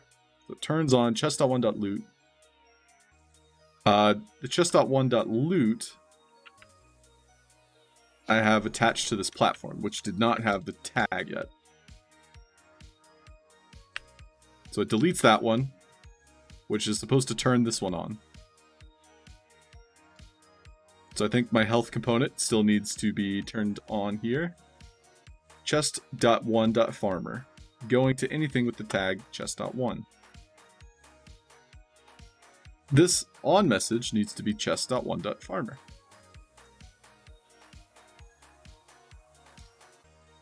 So this should turn on.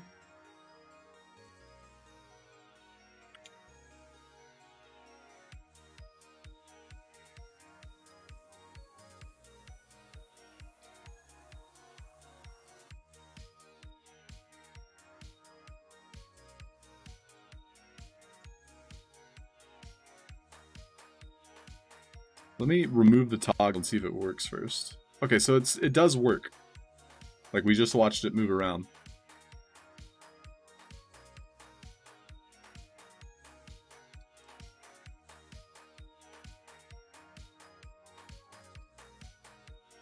So when this dies, it's sending out that farmer message. Yeah, 024, this is what I use my stream time for, is just kind of exploring mechanics. So thanks everybody for watching. If anybody else is streaming, I might raid them soon. Otherwise, we'll keep going. I appreciate everybody just for hanging out. I hope you enjoy your stay. Squiggly versus live. Yo! we can meet the founder of Light Tracer. I don't know if you guys would be interested in that. But Squigglyverse is currently live. You guys should go check him out.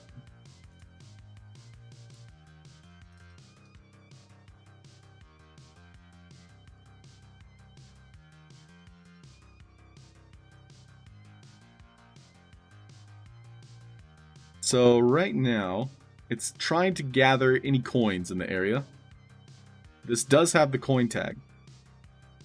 And it's being destroyed if we get the leg plates. Let's just see if it's destroyed when I get leg plates. It does destroy itself. More than one leg piece is spawning, simply because this is visible. So that worked as intended. However, our farmer here also worked as intended, but he was collidable. So we want to remove the collisions. This time, he's turning on, but he's not eating the coin.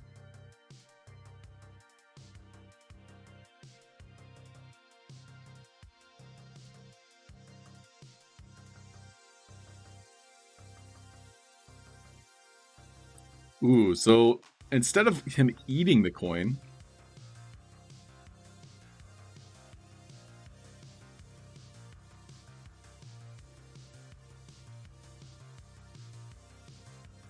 we can instead have a series of messages. So here's like the idea.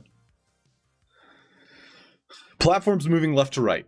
If we land on the jackpot, which is the leg piece, we get the leg piece. And when we hit the leg piece, it's going to kill via plant behavior this coin. So the coin will not spawn. But if we do not land on the leg piece, instead, it's going to default to the coin spawning. So instead of the farmer, I can actually just use a health component here and have it timed in a way that makes sense. So basically it's like in the first half second, it'll be the legs. Or if a half second goes by and no legs spawn, it'll instead be a coin.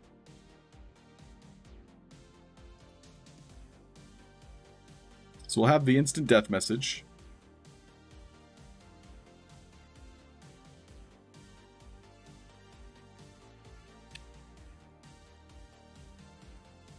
Which we had decided was coming from this entity here.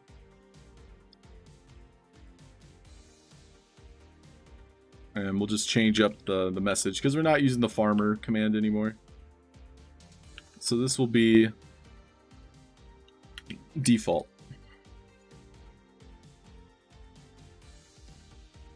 And so then in the health command here, it's going to die when that default message comes. And then when it dies, it's basically telling the fungi coin, hey, you get to spawn instead.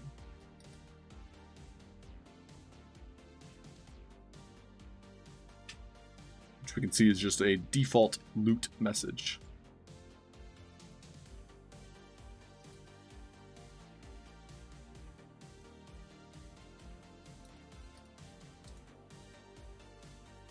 So if everything's set up there, it should work.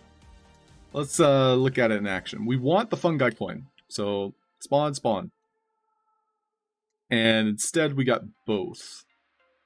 So it looked like both of those spawned based on my message choice. So we need to take a look at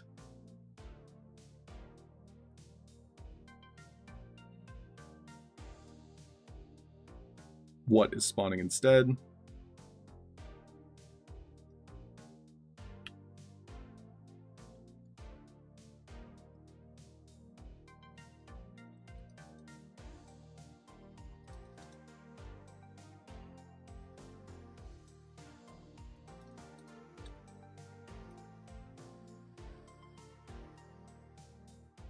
Rather hang with me? Well, thanks, Up24. But yeah, you guys should check out Squigglyverse. They're learning new things.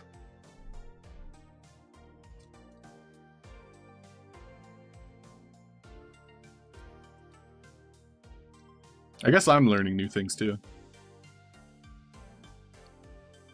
Dun, dun, dun, dun.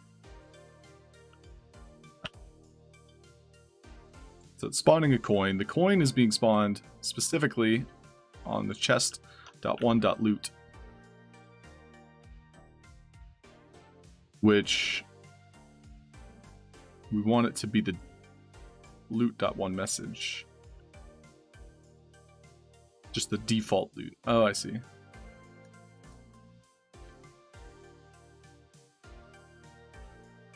What's this one?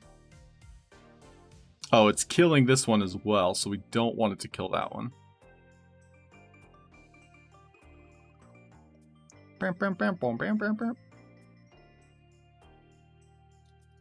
So we want this one to be killing chest.1.default.2. So the way I structure my messages is I don't use spaces. You can use spaces into the dots.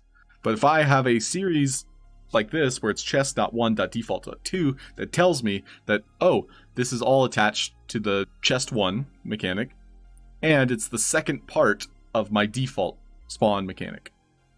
So now I can go into this message and be like, oh, if the coin dies, which it would die based on its health component, should the leg plate not get chosen. But if the leg plate is chosen, it's instead going to die as a plant. It only spawns when it dies using the health component. So that's important to note.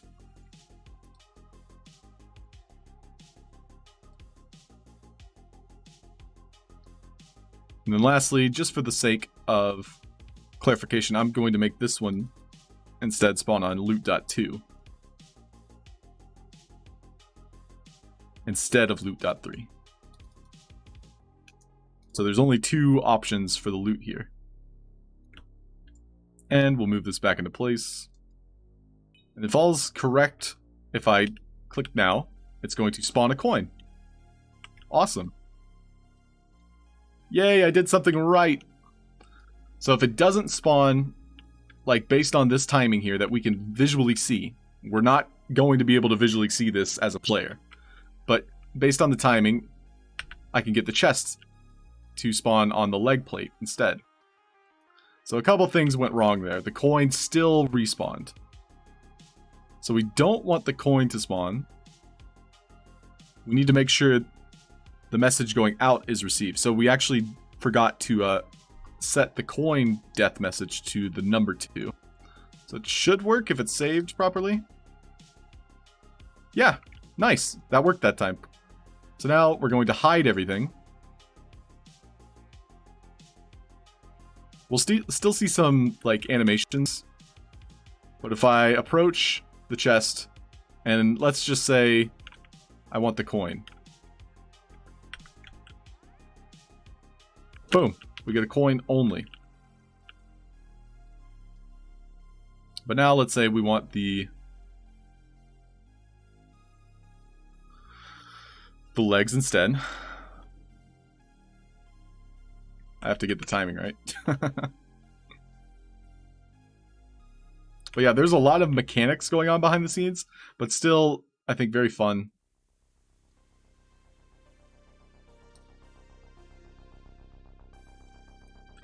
And so now we get the legs. Heyo, Glade, what's up? Oh, you're a bot. VVox, you're a real one. Thanks, V. I get emotional damage with bots. Emotional damage. Is the new Pixel Boss available? Oh, that you guys want to fight? I still have to kind of make it. So I make that from scratch. I'm going to time myself and see how long it takes. But I basically have to give it an idle animation, an attack animation, and a death animation. No, OG, don't do it. So I asked the creator of the POAP, .gg, so not the actual creator of the POAP, but the website we used for that exclamation point claim. And he gave me the ability to make custom commands for claiming POAPs. So that means the next time we do a POAP claim, it's not going to use exclamation point claim. So that might be really beneficial. Because, you know, we'll dodge the bots. So here's what we worked on today, everybody. We had a Cyber Patrol punk man with this kind of message kind of indicator next to him.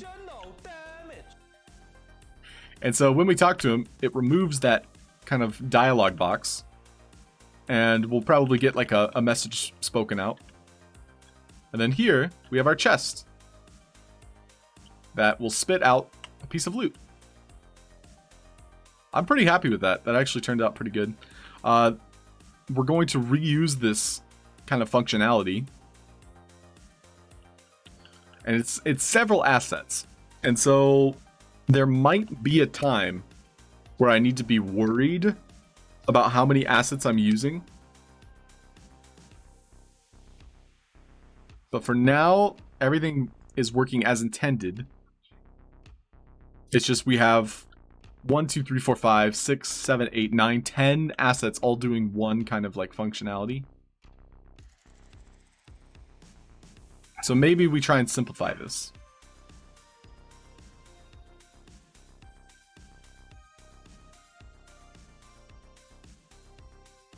But I'm pretty happy with how that worked out.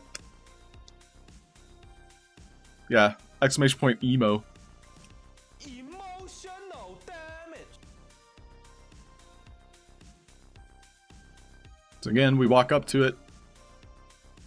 Based on the timing, it's spitting out a specific piece of equipment or a coin. So it's either you get lucky or you don't. Yeah, that's what I think too, 9A7A. It is cool, but it does add extra load on the game. But, we can attach everything we see here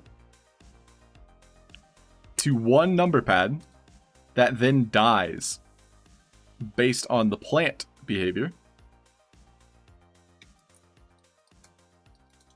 So after all of this goes off, it's going to destroy everything. So it's all going to be attached to this one number pad here, which I'm going to obviously, you know, hide out of sight. But this then allows us to kind of clear up the cache, the space for the game to continue. So this will be chest.1.end.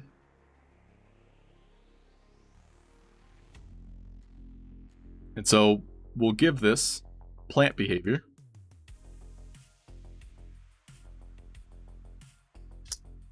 For other purposes, 9A7A, I mean, they all have a specific purpose.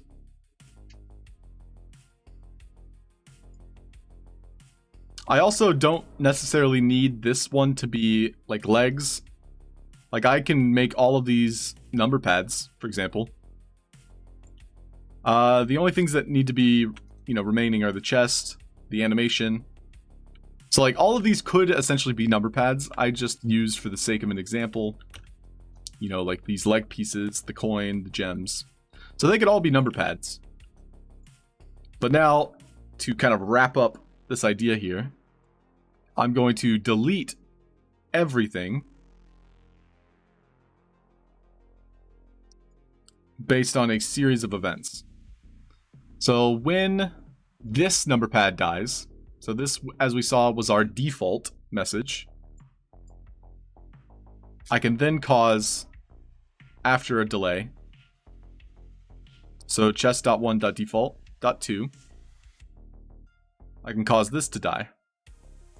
Let's just see how that works. Chest.1.default.2.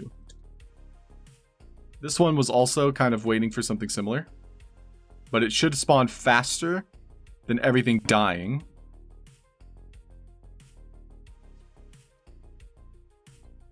So much death, Sparky. It's a lot of stuff going on behind the scenes. But again, this was me kind of like exploring a new mechanic, I would say. And we can totally simplify this. I believe that I can simplify this.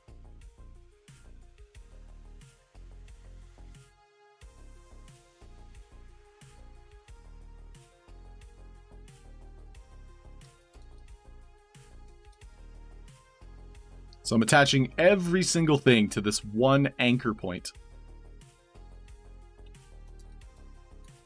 And in the meantime, I'm also going to be renaming stuff so it's easier to organize.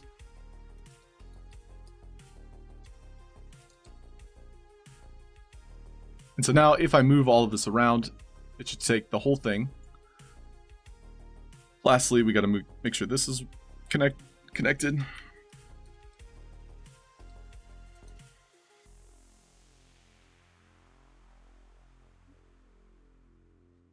So let's save it and see how that interacts.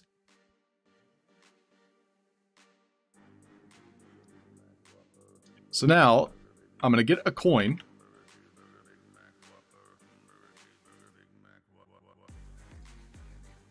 And this needs to have a tag. This is needs a tag. So that when this explodes, it's sending out the default.to message. Whoops. Cool. So that completely removed all of our excess assets. And it didn't matter if we got the chest or if we got the coin.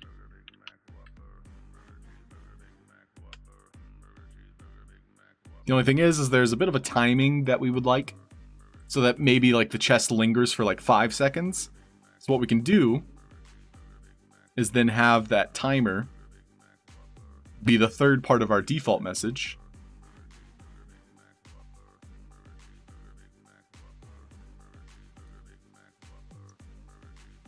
I mean, I should totally give it the 3 number pad. So that is the default 3. So chest.1.default.3. Specifically, it's doing 2 to 3.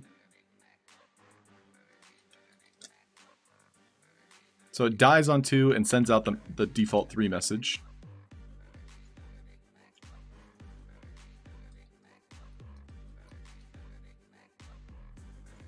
And it'll do so after 2 seconds. And it'll send it to anything with the chest.1 tag. So now, same deal here. We'll get a coin. And after 2 seconds, everything except the coin is removed.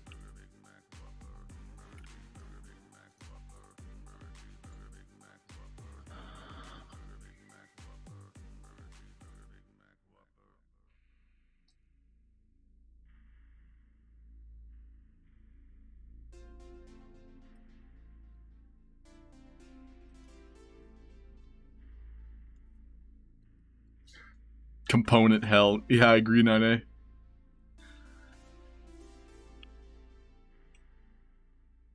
I would say I would probably leave the chest behind. The chest is like the one thing that could remain. So if we go into our hierarchy here, I can take this chest, remove it from the parent, save it because the game maker might crash.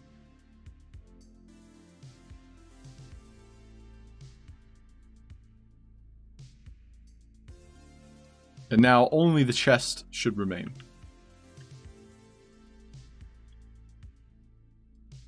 And that deletes all the behind the scenes mechanics because it was all attached to that one number pad.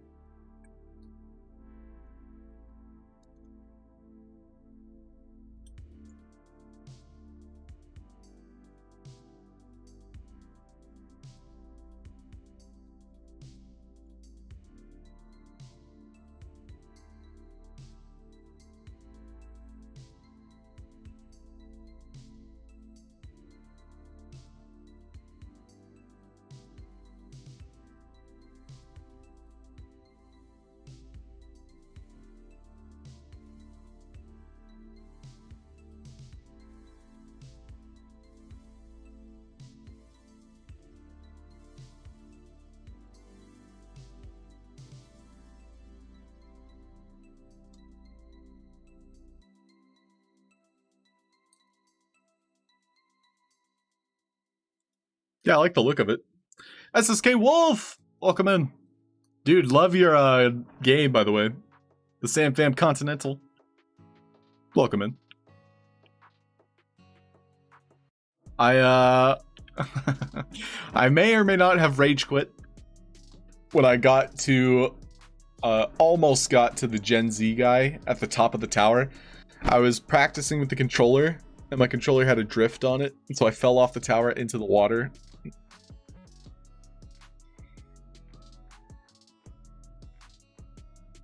But very, very fun. I had a great time. Has anyone found all 40 coins yet? Just curious.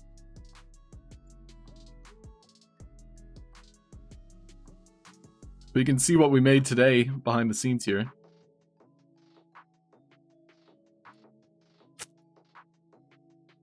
If we were to visualize everything once more, so I'm going to turn on visibility.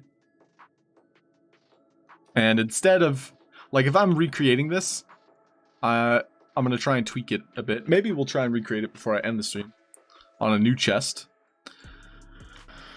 So what happens is we interact with a number pad in front of the chest, not the chest itself. So we interact with the number pad, sends out a message that starts a chain of events, one of which opens the chest, playing a chest animation. The other is starting an animation on this firework. The firework will then spawn. Meanwhile, behind the scenes, we're going to have this platform going left to right. So it's random chance. So like 33% of the time, I'm going to get these leg pieces here. The other 66% of the time, I'm getting a coin. The way we have it structured is a message broadcaster attached to the platform is sending out a message. The message is only received by these legs if the legs are inside this yellow radius. If nothing receives that message, instead, the platform explodes. Which I suppose I can totally remove this one if it explodes.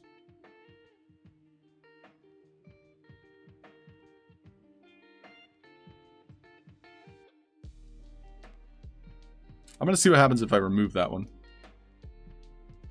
And then kind of disable this. So long story short, I'm trying to simplify things. So removing an asset from the equation will actually help a lot.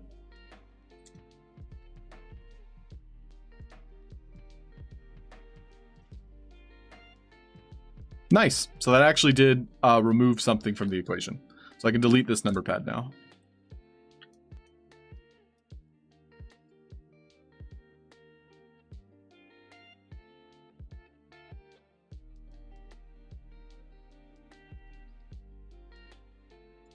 So basically, we open the chest, we either get the leg pieces 1 out of 3 times, or it defaults to the coin.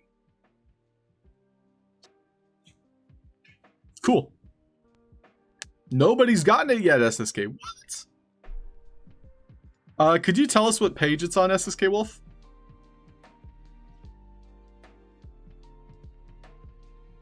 I'll see if I can find it, though.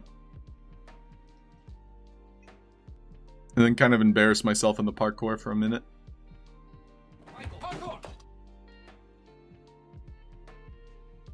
Efforts in learning disappear in GameMaker version 7.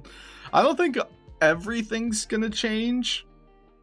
I know that they're adding more usability. Multiplayer capabilities, I think, are hinted at.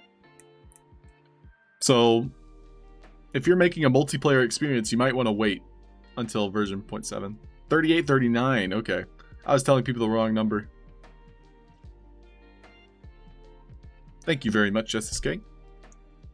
And so it's this one here, the SandFam Continental.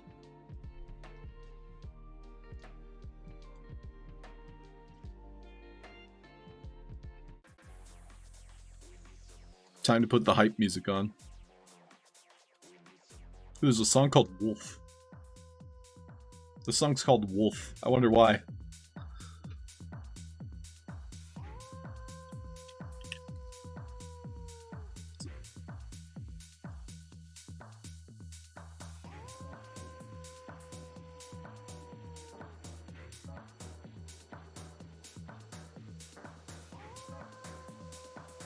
Let's go do some parkour.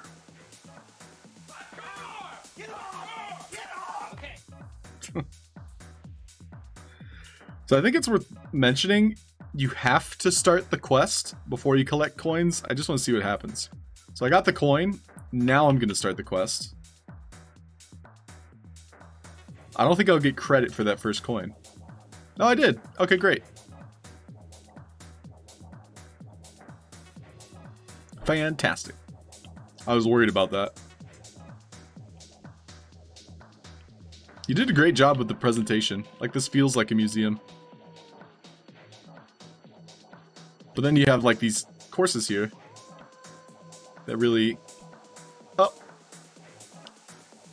Make it feel more like a game, you know?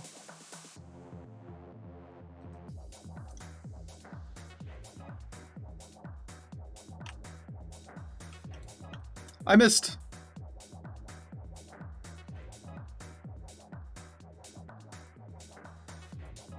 But I got the timing down for this pretty well.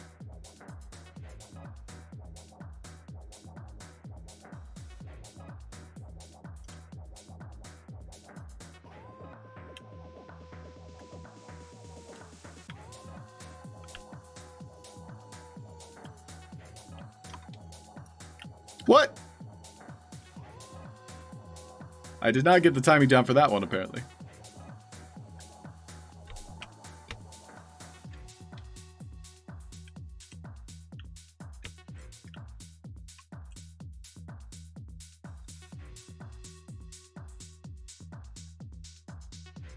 What?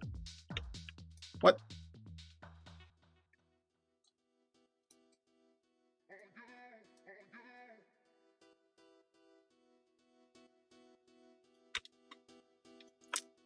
Well, shiver me timbers. On you. On you. On you. On you. On you. On you. You can do better than me on that one. It took me quite a few tries, Maxi. Not to brag, but I was here a while.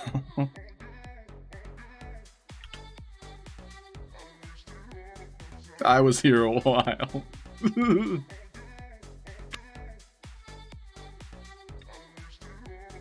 then this one, this part actually got me messed up a bit, even though it's like relatively simple. Just visually. Like those cannonballs throw you off.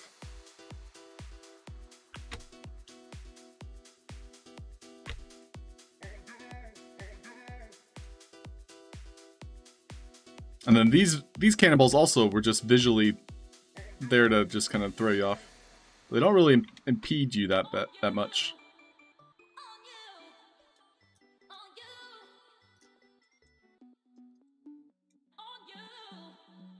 And then coming up is the part I got stuck on.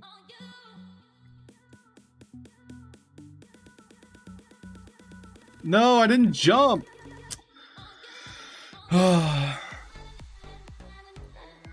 But yeah, I highly recommend you guys all try it. It's a lot of fun. Parkour! Parkour! Parkour! Parkour, parkour!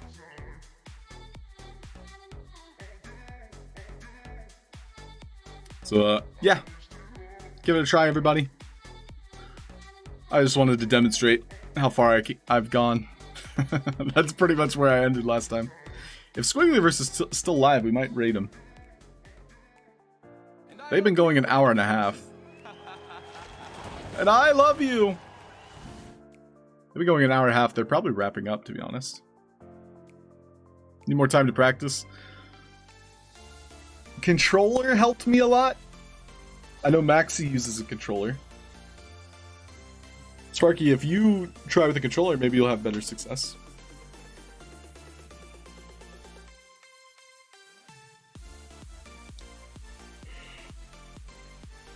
Doing interesting stuff with Light Tracer. Yeah, that's the creator.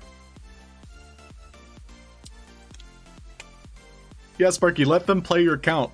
And then you can... they can beat it for you.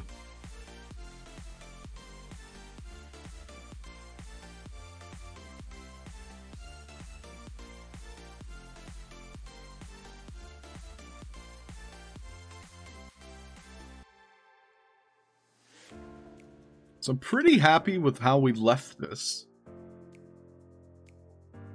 How can I improve on it? Well, these behaviors are all being used.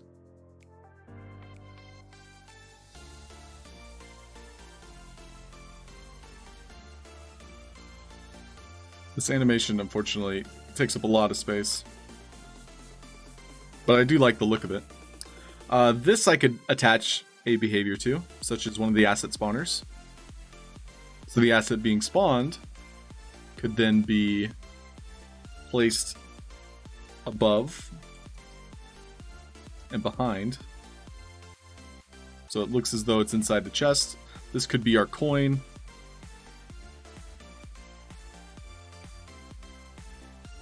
And then just to help, I can place this fungi coin. So we can see it has the collectible and chest 1, loot 1 as the message. So it's a chest 1 tag. And then loot 1 is what spawns it. We want it to be collectible. So now we can delete this number pad from the equation.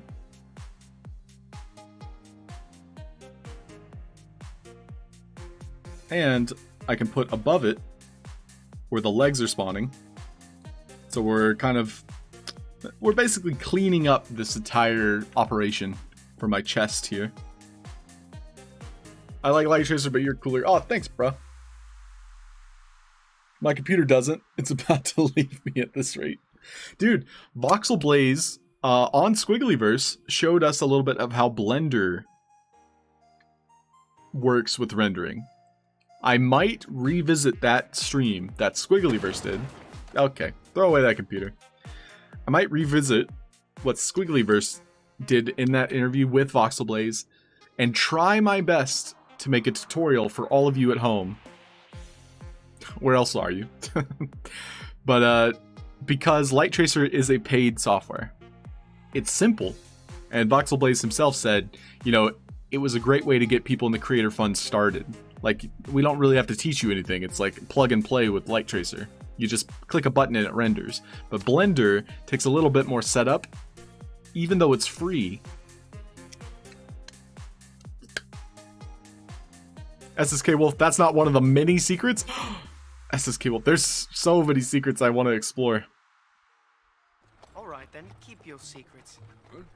Hey, what? I also finally convinced a couple of my IRL friends to play Sandbox. And so I'm going to see if I can get them to play that map as well, SSK Wolf. And we can look for the secrets. Alright then, keep your secrets. No!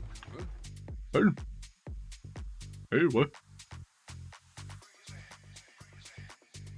So basically we have two different asset spawners here.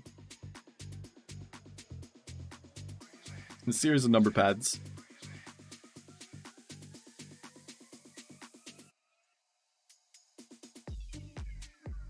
So now let's put them back together, watch it work. So again, if we land on the leg plates, it'll spawn the leg plates. And then everything except for the open chest, as well as the leg plates, is removed. And the only reason why we saw a double was because those were visible.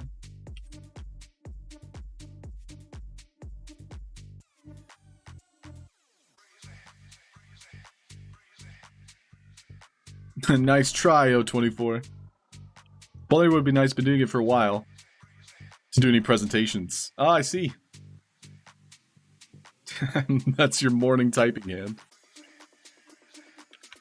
But yeah, 97A. I think it's important to be able to provide free tools for the people that are joining the Sandbox. I think there are not enough clear starting points for like doing a Vox edit competition, for example. All of us, we've been in the space long enough to understand, you know, like how to render, how to export, you know, simple things like how to make an animation loop properly. So all of these things are simple to us, but we need to help, you know, the next generation of voxel artists, you know, in their journeys. Give the tools to the people. Oh, Sparky, did somebody make something? Looks like Sparky is doing the research. Thank you. Open source everything. I'm open source Halfd0rk. Exactly, O24. That's why we stream. I think all of the streamers in this space are helpful. You know, even the newer ones and the ones that are just now getting started, or the ones that don't stream as frequently. I think everyone who has been turning on Twitch and being like, hey, I'm going to stream today, all of us are willing to help. And I think that's such a great thing. Yeah, Sparky says, do your own research, unfortunately. So I'd like to make a video. Maybe that's something I could do over the weekend. In other news, Halfd0rk news, I accepted a job offer. The job might not start for a month or two. So that does give me time to not only finish a commission project, but work on things like this, which I'm having a lot of fun with this project. In the back of my mind, I feel like I could make a Game Maker Fund application specifically for this boss kind of gauntlet. Thank you, 987A. If you are able to point me in the right direction to get started, I would love that. I've used Blender before. I've never rendered PNGs out of it. Yeah, people do have to find the video. Yeah, Sparky, I gotta market better. I gotta shill, to be honest. Everyone consumes info differently. True. Guess you'll be up to 48 hours a day. Yeah, for sure, 9A. We'll talk. That sounds awesome. And yeah, everyone here is so helpful. So thank you for going out of your way if you're helping other people. What's SSK Wolf got? What? Oh yeah, the winner was apparently from 01A1. That's cool. So yeah, we were looking at this morning. The winners for the hot air balloon. VVox got 5th place here in chat, and Vox Machina, I believe, was 9th place here. The pufferfish, such a cute idea. And I think he had sushi lying about. And then VVox here had the magic carp, the koi balloon. But some of these, yeah, we'll just look at the final 4 again. Like, very impressed with this aesthetic. Like, I could see myself using this. Like, it even has wheels. It rolls on the ground. But this is beautiful. I love this idea. The jellyfish. The animation looks great. And then we have King Dada with first place. Congratulations on first place. Carachos, you use Blender as well, don't you? Carachos actually, I believe, made a kind of like a walkthrough on his stream. So if you guys are looking for something to get started, I know Carachos had made something. So, first place. This has a very unique aesthetic. Like, I love the faces they chose for the balloon. And then you can see they added, like, the stitching effect. So I think, you know, just looking at this, that they committed to a style. And by doing so, it really set them apart. So they have, like, these chains. They have the pirate theme with the skeletons. And then these skeletons each have, like, a unique kind of, like, personality. Like, you have this guy kind of, like, waving, like, hey, get down. And this one over here is dropping bombs. So overall, like, there's a whole story with this first place entry. I still think this is, like, phenomenal, though. This is, like, art. It even has, like, these pixels that are kind of popping out. Although you can see there's, like, a line attached to it at the top. So that tells me it didn't loop properly, maybe. Yeah, it looks like it's not looping properly. You can see it kind of, like, bounce into the center. Especially with this outside one. So that does kind of remove the immersion. Oh, you uploaded it. Carachos, fantastic. I'm going to save that. Save that for later. So thank you for this. Yeah, subscribed, liked, clipped. I didn't know you could clip. What the heck? You can clip on YouTube? I've never tried that before. But yeah, check that link out if you guys want to get started with Blender.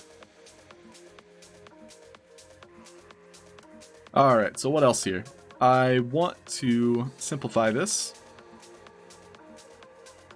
So with our legs, for example, all these legs are doing is telling our chest to spawn whatever is in the loot.2 section.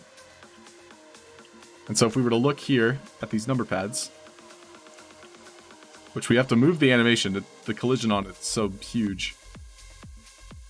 In fact, the collision might actually be a problem with this. So I can actually remove the collision. What am I talking about? What am I talking about?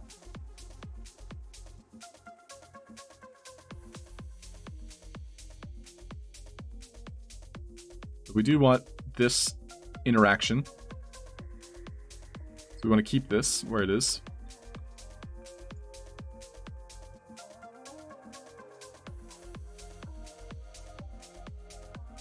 But again, the only thing we need is that message required, the loot 2. So I'm going to recreate what this has just on a number pad.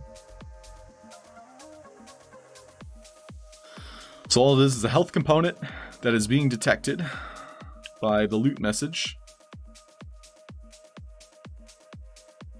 which then sends out the following loot 2. So it's like saying, oh, you found loot.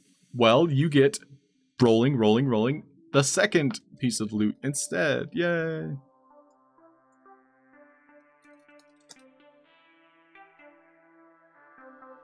And then it had a negative death delay.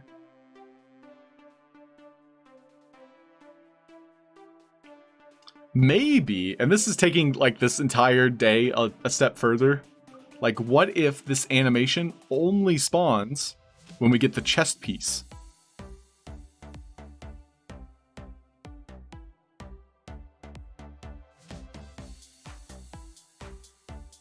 I kind of like that idea.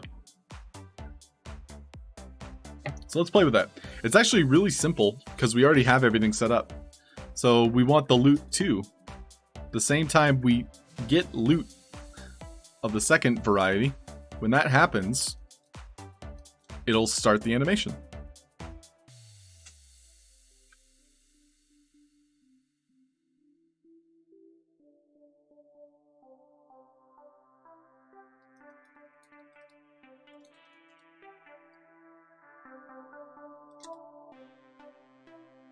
So everything looks good here.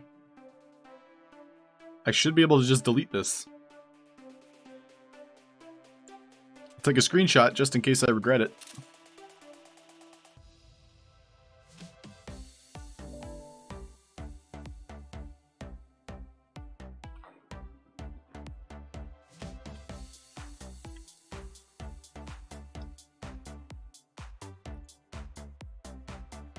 And then lastly, I want to visualize that.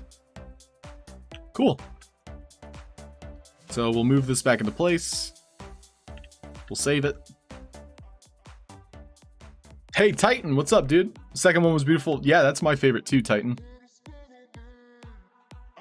First place.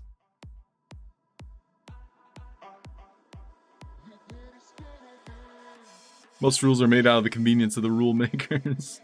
I mean, true. I love the Sandbox, and then all of their partners are having these contests. Obviously, we're, making things that are pivoted towards a certain theme or perhaps a different brand, and it is in a way marketing for a brand. But at the same time, like, we as the creators, as the contestants, are exercising our skills, and we're being rewarded for it. If yours fits the bill. Okay, so the way this works is if I open it now, I get a coin, but there's no animation attached. Instead, the animation only comes when I loot the chest and receive the legs instead. So by getting those gold sparks, it's basically saying, oh, you got the good loot. You got the good stuff. So I really like that idea. So I'm glad we made that today. There is a number pad inside of there that we have to remove.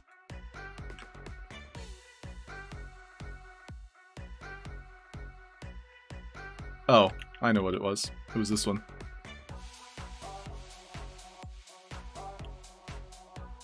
Cool. So I'm very happy with how this turned out. So the only time those sparks fly is when we get the good loot. So Titan asks, when making a world, do you need to own all the NFTs used? No. So there's two answers to that question. This world that I'm working in right now, I do not own, and I do not own all of the assets being used. Instead, I'm working on it, and I'm able to play it myself without owning anything. I own none of it. So we can also see here that some of the assets I'm using aren't published. And so what that means is I have to go through the process of saying, oh, this asset needs to be usable by everybody. This asset I made. So like this cow pie, for example. I've made it and I put it in my inventory, but it's not currently online. It's more or less just only I can use it. So if I want to make a world and share it with everyone, I need to own the assets, or the assets need to be shared in a way that is public. So right now, user-generated content, anyone can make anything. Except if you want to use someone else's assets, let's just say this dragon, for example. I need to either own it, so this dragon I actually own. This is an NFT that I own. Or, let's say I go onto the marketplace, and there's a person that someone else made. I just have to add this to my inventory, because this is a publicly shared asset. So as long as it's in my inventory, as long as it's a publicly shared asset, i.e. published, so it has to be a published asset, I will then be able to put it in my experience. Oh, you like this dragon, Titan? This is the Alpha Dragon. There are some crazy looking dragons out there. Y'all know what I'm about to show. Let's go to the market. So if we were to go and search Aquarius, I know is the name of one of them. This dragon is like the size of half of your land. And land is huge. It's still loading the animations. This thing is a beast.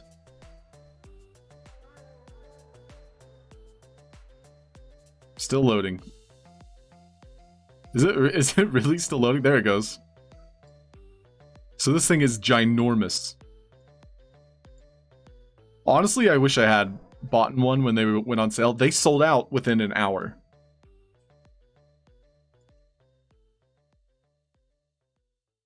But yeah, I hope that answered your question there, Titan.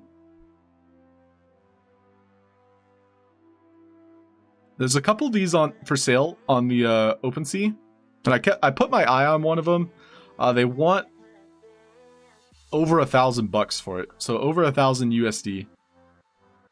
Like, how much would you guys spend on one of these? Don't answer that. You don't have to answer that. I don't think talking about spending money is something I want to get in the habit of.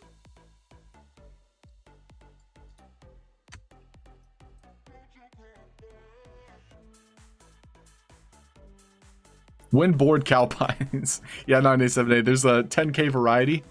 Some come with flies. Other have like magic toadstools in them. Yeah, I'm pretty happy with how this chest turned out. So it either defaults to a coin and no animation, or if we get the good loot, so it's on this far side, which it does have to detect it a little bit better.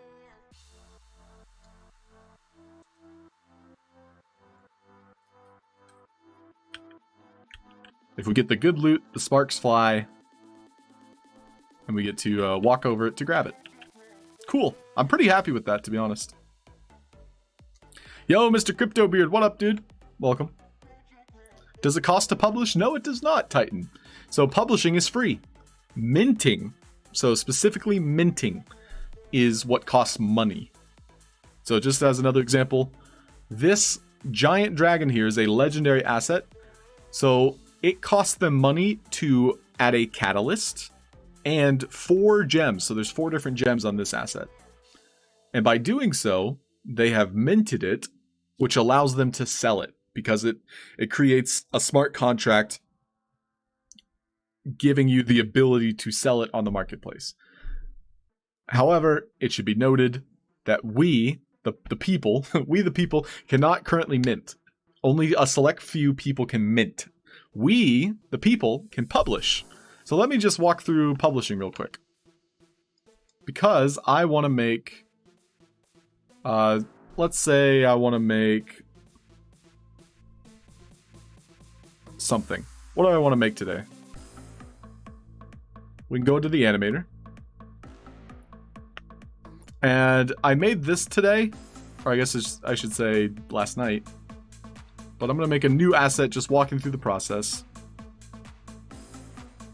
So you'll pick up a save point.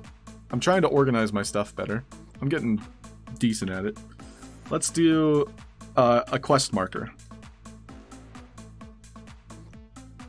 So starting from scratch here, you want to start with a control node. And this will make sense later. I'll actually use it for this example. But with that set up, we'll make another child node off of that for our asset. And then I'm going to make a new model here. This will be, for the sake of this, quest top. And I'm just going to kind of speed through it. I don't want my OCD to kick in.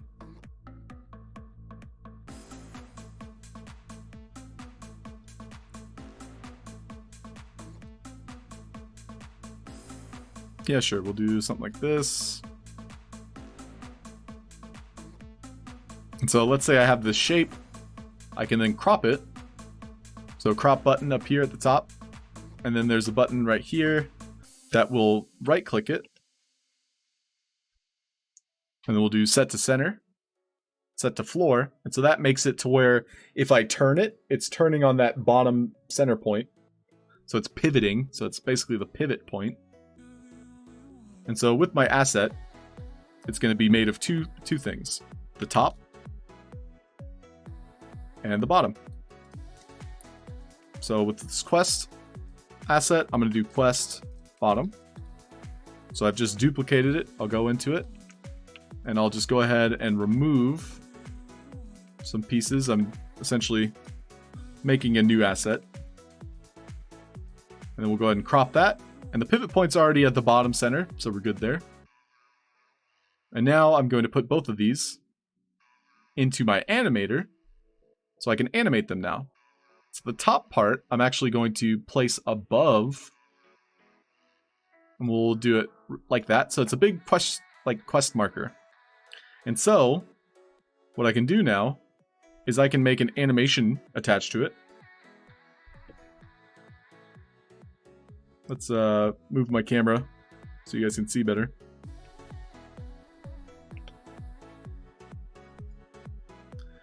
So I'll make a new animation.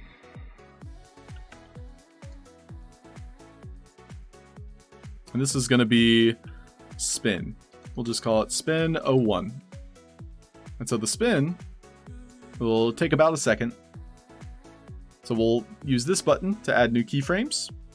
And I want the top part to spin. So the top part only will make it spin all the way back to its center. So that means in the middle, I'm going to go into the inspector here, or I can grab it, like on this green marker. So I'll just try that instead. And we'll hold down shift and spin it 180 degrees. So it rotates all the way around. So you'll actually see this causes a slight problem. It'll boomerang when we get to the middle and reset back to 0. But if I were to go here and notice that the frame before I hit 180 is at 165. I can put a marker here. I do like 165.1. And then this next marker, I can do like 180.1. And that should prevent it from boomeranging. So now it's spinning in a complete circle. And so this is all for the sake of the example. I can look now and see my spin animation has a full loop at a second, and I have an idle animation that is just a static. Maybe for the spin, I also want it to hover. So in this case, I could grab either the controller or my asset nodes, and I can make it go up and down. So I'll do like 1.5 here. And I can take these keyframes, I can copy them, paste them. So for example, you always want it to loop properly. So whatever your first keyframe is, you're going to want to end on that same keyframe so it appears to loop. So yeah, I'm happy with this. Let's go ahead and export it. So we'll do File, Export, Export to Marketplace. We'll pick a thumbnail. That's just how it's presented. And then you can make the default animation, so whenever you drop it on the map, it's going to be using that animation. So I'll do spin. Why not?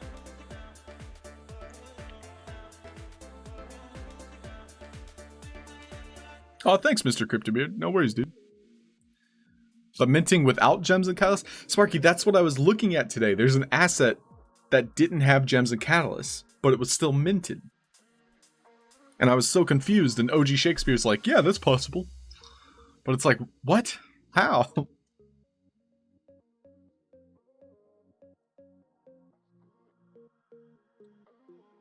So, now that we're back in the web browser, the Export to Marketplace button basically tells your web browser, hey, we're sending an asset your way.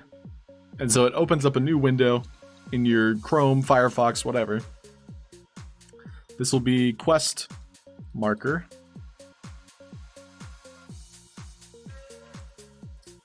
Do your dailies. And so this specific asset, we could give a default behavior. So like this is a question, which actually in the game is called asker behavior. I don't know why they haven't updated this yet. But you give it a default. And then you can choose a theme, choose a category. And you don't have to give it a catalyst. You can actually skip this by hitting continue or just clicking summary up here. And then you, as you get started in the sandbox, are going to have different buttons than me. I am an established artist account. I am not creator fund account, but as an artist, I can publish and save drafts of my assets. You'll just have the save draft button. But as soon as you save it as a draft, it is added to your inventory. And now you can go into the sandbox and you'll likely have to restart whatever game you're working on. So I'm going to save real quick, leave and come back.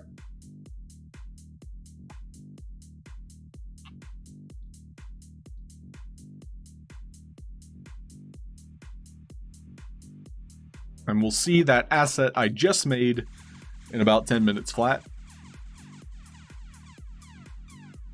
will be in my inventory.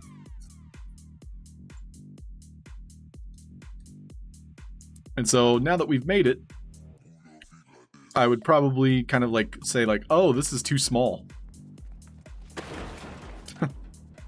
Now that we made it, we can throw away our computer. Yeah, true. And so I can add certain mechanics to this. Or I can be like, oh, I'm going to go back and redo the size of it. Or I'm going to make it glow. So you would go back into Vox Edit. And you could be like, oh, I want this to be glowing. So the white, we can add a little glow to it. And the yellow, we can add a glow to it. Save it. And then do the same thing with this one. Glow. Glow. And then I would re-export it and you would do the same thing, but just replacing the asset. But yeah, good example of the process of putting assets in the game. Is anybody streaming?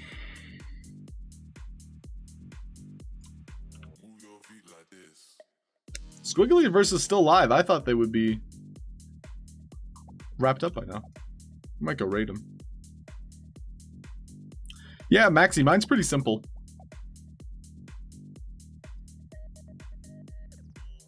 Maybe I'll have it like float.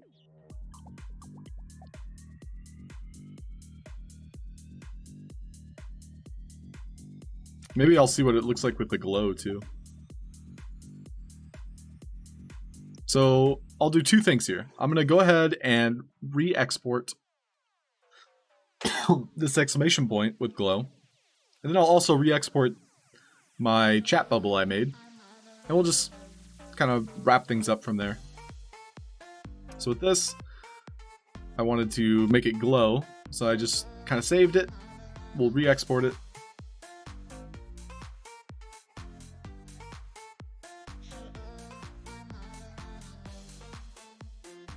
And now, instead of making a new asset, I can just replace the old one we made.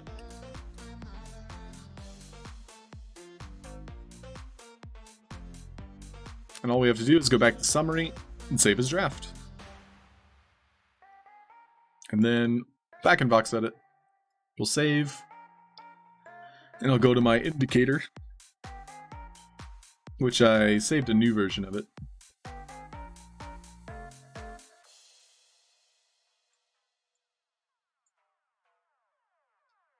So this time, I'm going to try... Oh, it already has a glow.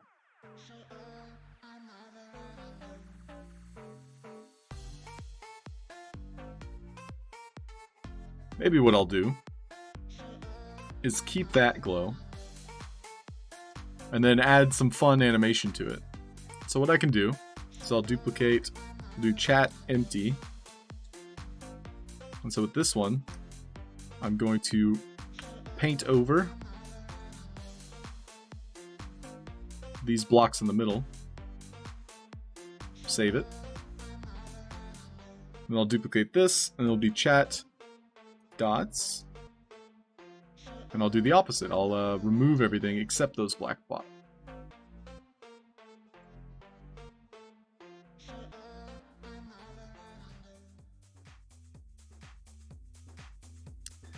And to take it one step further, I'll go ahead and only leave one. We'll crop it, and we'll do set to center. We'll save. And so now, what I'll attempt here is have my same default asset, but now I'm going to make 3 nodes. So it'll be dot 1. I'll put the dot on it. Make it flush where I want it, make it extrude a little bit. And I'll duplicate that 2 more times. And then place it inside, like so.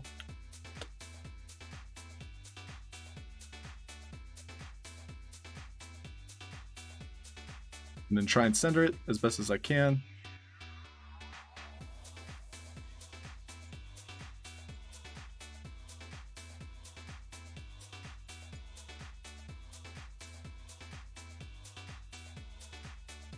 And we're going to add a new animation here. So doing that same process, we'll do dot 01. And so we'll go a second ahead. And it's all going to loop on that one frame, but I want each of these dots to kind of like pop up. We'll do 1 till 1.1. And so it'll be 1.1 there. And then this one will move a couple ahead. Be 1.1 here. We'll move a couple ahead. And the last one will be 1.1. So now, if everything's set up correctly, it'll look like a little speech bubble.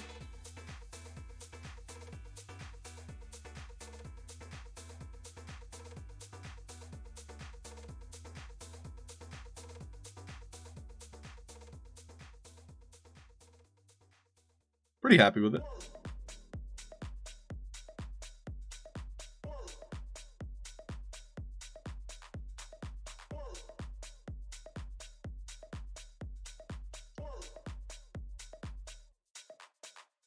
And so that'll be hovering above people's heads. And I want it to, by default, use the ... So we'll export it. Export to Marketplace. And the default animation will be the ...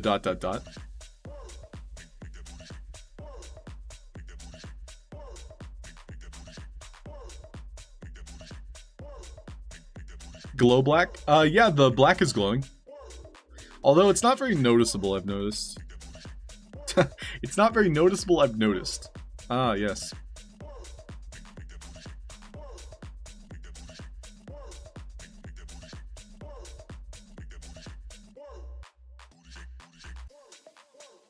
We'll go and save that. No, Juan, I don't want that. Thank you, Vivox.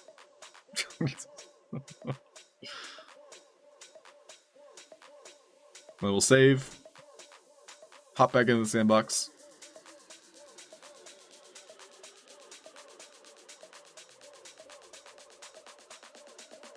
And so I'll have NPCs that you can walk around and talk to.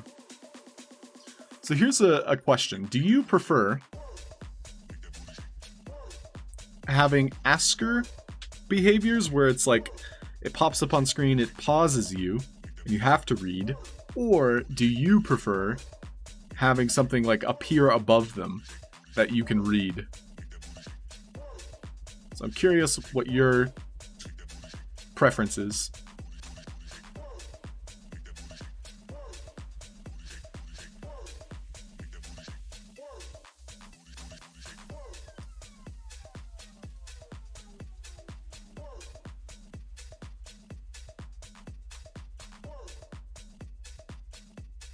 So we can see those dots. I might actually make them rise upward a little bit too, because, you know, facing this direction, you can't really see it.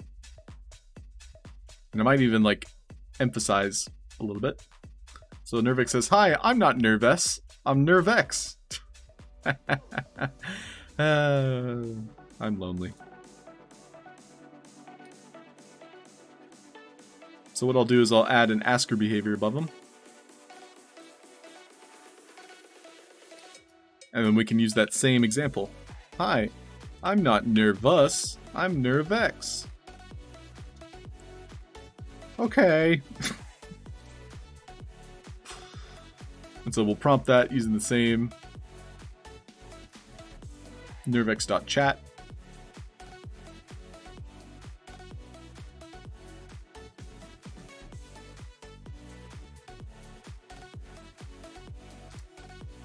And so here's the separate example.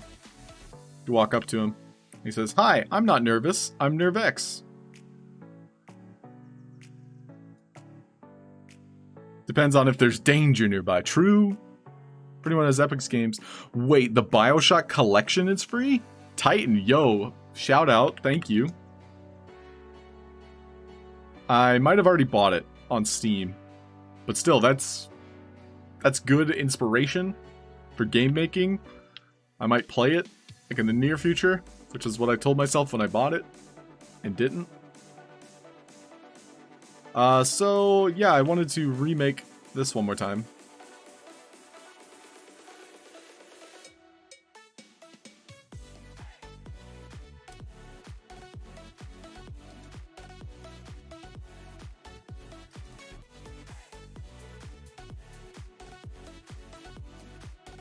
So one more time with that. Yeah, that's what I was thinking, Vivox. I'm also going to make them extrude a little bit more. Just so I want it to be flashy, you know? I want it to, like, stand out. So we're going to go back to those keyframes, and we're going to make them go vertically. And we'll make them go out even further. Like, we'll try 2.1, why not? And so we go to those keyframes we already set up. Go 2.1, and then vertically. How far? How far did I make this one go? Negative 1.6.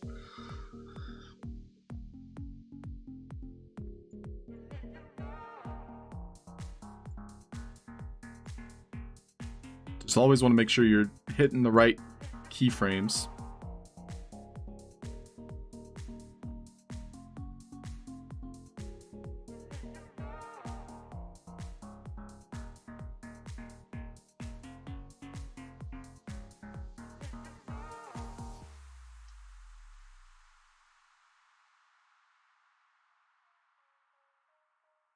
Yeah, I like that a lot. Looks pretty nice. I might make him go even further up. Just a little bit. We'll do -2. We'll just do a full -2. And then vertically, I'll just do 2.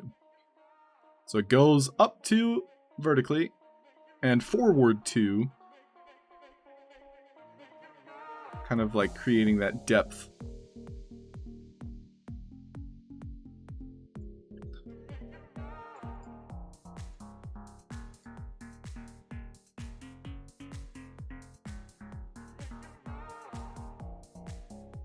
So we'll see how that looks in game. One last thing I want to try, and we'll see if we like it or not, is making the white glow. So that might actually be very distracting, but we'll see in game. So we'll go ahead and save it, export it, and replace.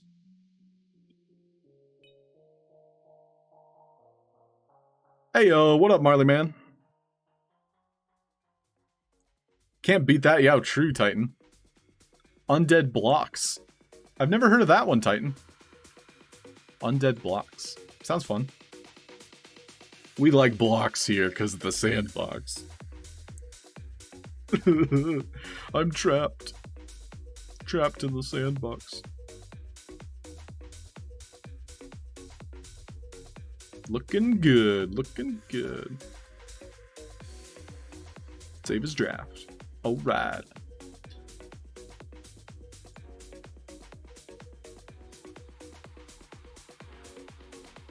Squigglyverse! What's up, dude?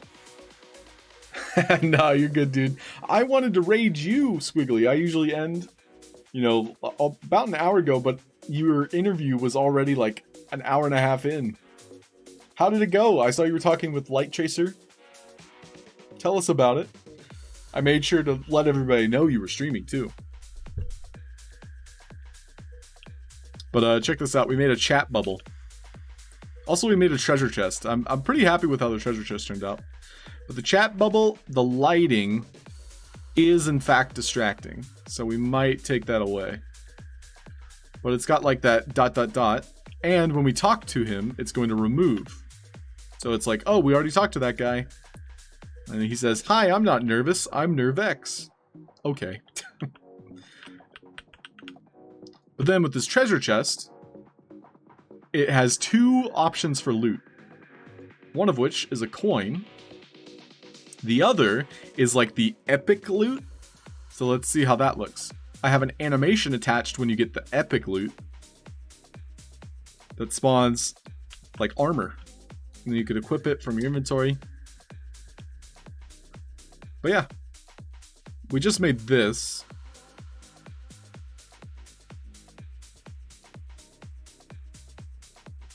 Bro, how'd you remove it? So yeah, this squiggly... I was just about to call it a squiggly bubble, but it's just a chat bubble. It has a looping animation on it, but what allows it to be removed is basically when we talk with Nervex, it's sending out a message. That message is then being received by this very simple basic asset with a looping animation that has a plant behavior. So plant behavior essentially gives it a way to destroy it without actually causing it to explode or need a health component. So by using the plant behavior, we can remove it subtly. It just kind of like deletes it, like voids it, really. Ooh, Maxi Mac, that's undead blocks is what you're sharing. Oh my. So this is a crypto game, it looks like. You earn Z-Bucks every kill. Well, I kind of enjoy sleeping at night, so I don't really play many horror games. Although killing zombies isn't really horror, is it? It's more like action. But it is controller-based. Looks fun. Kill to earn. That's nice. That's heavy. But yeah, so Squigglyverse, this map that I'm working on, I'm adding boss mechanics. So as you know in the Sandbox, combat is a little bit lackluster, and especially with this last alpha, we didn't really get to see many boss fights that were exciting. There were a couple, like the RTFK dungeon had a few interesting mechanics, and so I'm exploring ways to add, to a fight. Also, I'm adding randomized loot. So as we saw, like if you get the good loot, you get the animation. But if you don't get lucky, you just get a coin. But over here, I added a Phoenix, and this Phoenix has a very custom kind of like encounter. So right now, I can't interact with him at all. He's flying in the sky. But Wizzy will be like, could you destroy that Phoenix? And I'll be like, yeah, sure. And he'll say, oh, you might have to shoot him out of the sky. Luckily, I have some ballistas. And so you'd walk up here and be like, oh, this is deadly. So they spawn arrows that if you hit the Phoenix with one, or you get close enough, he'll fall out of the sky and then turn into an egg. So then you destroy the egg, and that starts the actual fight, where you fight the Phoenix. I'm probably going to have some Cyber Phoenix jokes here. Just be warned that my jokes are puns.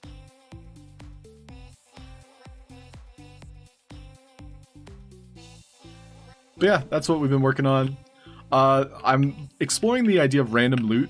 So like when I talk to this weapon rack, for example, we'll get a different sword. What else? I have some hidden triggers. So like a player might notice there's a ladder over there. It's like, how do I get over there? And maybe I'll have a hint that there'll be like a hidden switch that you have to toggle, spawning those platforms. And then if you were to hop over there, I have a boss fight here where a giant centipede pops out of the ground based on a trigger. So like just by walking over one of these cow pies, he'll jump, and I want him to eat this cow, so I'm going to work on that.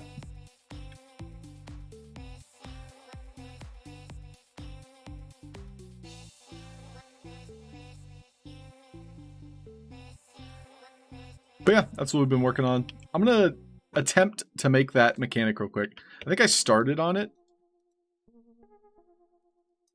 It looks like I didn't really finish it.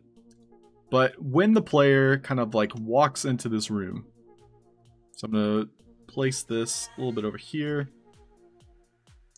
We're going to watch this cow get eaten. So I'm going to add a speaker component. It'll say detect player centipede.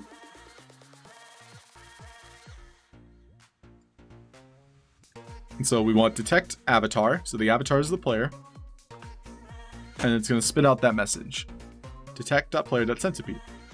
That's going to cause our centipede to erupt out of the ground here. And so I'm going to kind of fake it in a way. So I'm going to put him underground. And then he's going to do an animation. So you'll have an animated decoration. It's going to be the attack. And we don't want it to loop. And we want it to play, so it'll toggle on when we're detected. And it'll initially be off. So let's just see if that works. Chomp. Yep, you see him chomp out of the ground. And then when I actually walk into this room on one of these trigger pads, he'll fight me. But I would love, love, love for this cow to also kind of like be sent flying. So I have some ideas for that. So I'll put no collisions on my centipede. Oh, 24. I don't know about genius, but thank you. So the cow is going to be just eating there, and I'm going to put a platform underneath it that will basically ricochet them upward. So I'll put it just underground, so where they're standing on it. And then it's also going to have that same mechanic, the toggle behavior, or I'm sorry, a platform behavior specifically, and then it's going to toggle it once we're detected.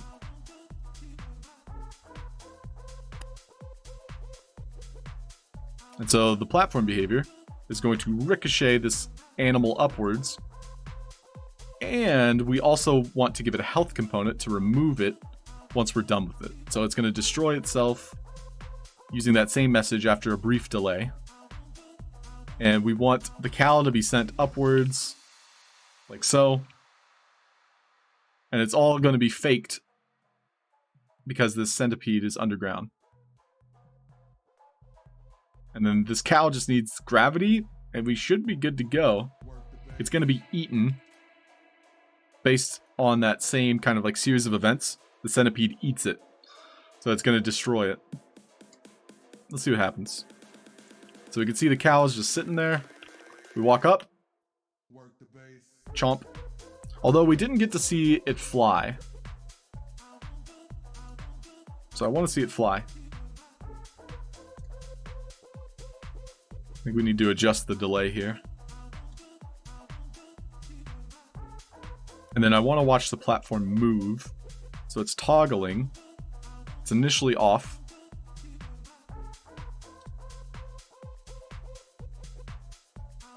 So it looks like it's destroying itself too quickly. So we'll remove the delay.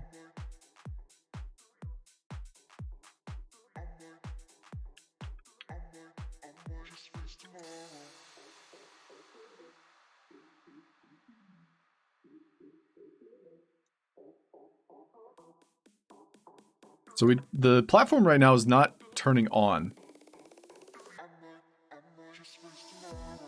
Curious why that might be. Let's remove the toggle and see if it still works. So we can see the cow goes up. Cow go up. But I want to customize when cow go up.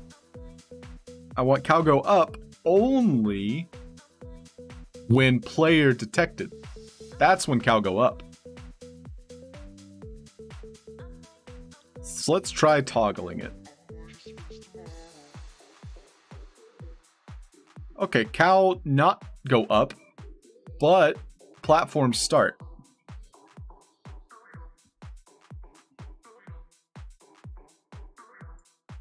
So cow need go up before cow die.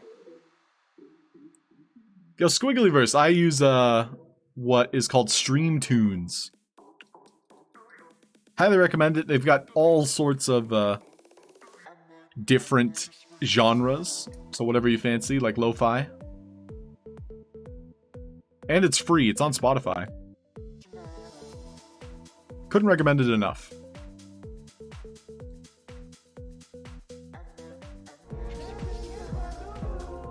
It seems when I think of you.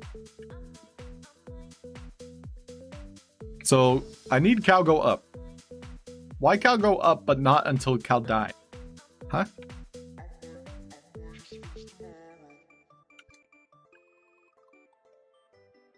So cow dying, but I don't want cow die yet. Maybe cow die differently. Yeah, maybe cow not die yet. Cow die after. Yo, Maddox of Furia, what's up, dude? Welcome in. I want cow die after streams. I want cow die based on HTTPS streamtunes.com. Once it receives a shout out from our sponsor, then cow dies. No.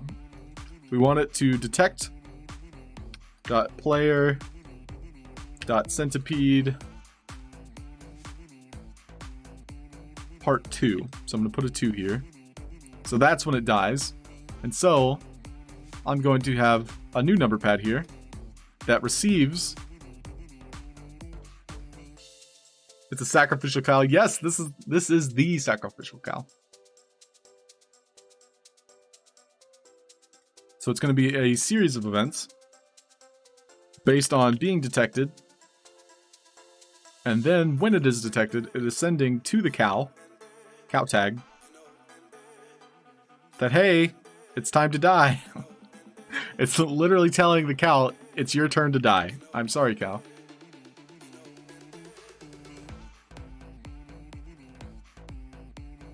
So right now the platform does go up. The cow is just dying too fast. So I'm adjusting some delays here. So we get detected. Cow go up. Cow die.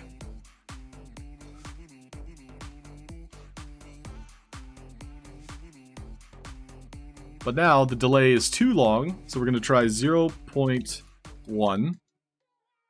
This might be too short. But cow go up, cow die. But why? Do not question my methods, O24.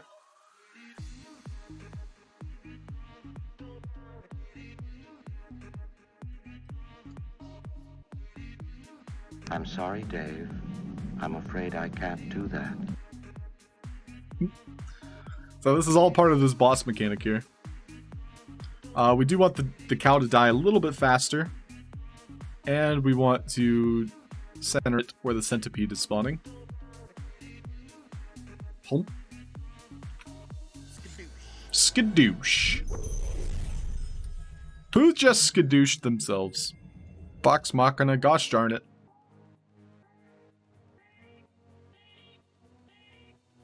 So the timing's still a little bit off, but it's getting to a point where I like it. Save! Thank you, Maddox. Did you happen to catch Cyber Dragon's sacrificial goat? I did not win any of the Cyber Dragon races that I participated in. So I feel bad. Because I'm bad at sports. So we want a bit of a death delay. We want the cow to go up after a bit of a delay.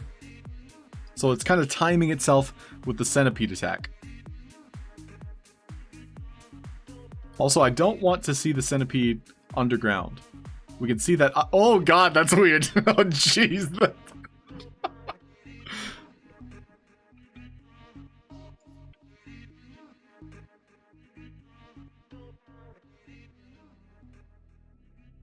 Was he gonna do it again? He just kind of like rose from the ground and licked the cow. Oh no, he's not gonna do it again. Well, at least we can watch it. Chomp.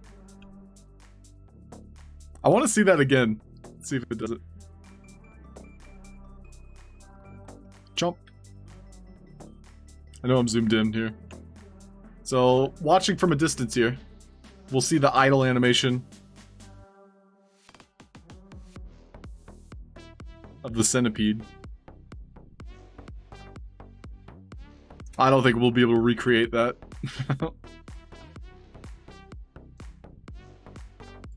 So, death delay though, we can kind of tweak a bit. 0.5. Our centipede, we're going to adjust a little bit. And then the platform mechanic, we also want to adjust a little bit.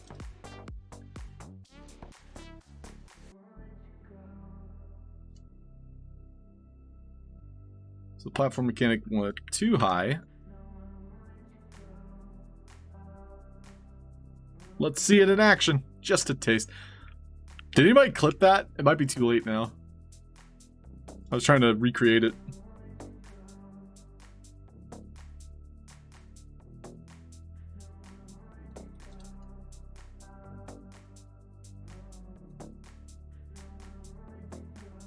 So there's just a little bit of a delay that we're still working on here.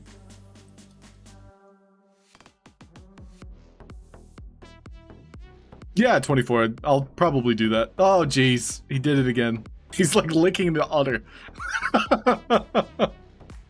I have to keep that in for the meme. It's too funny.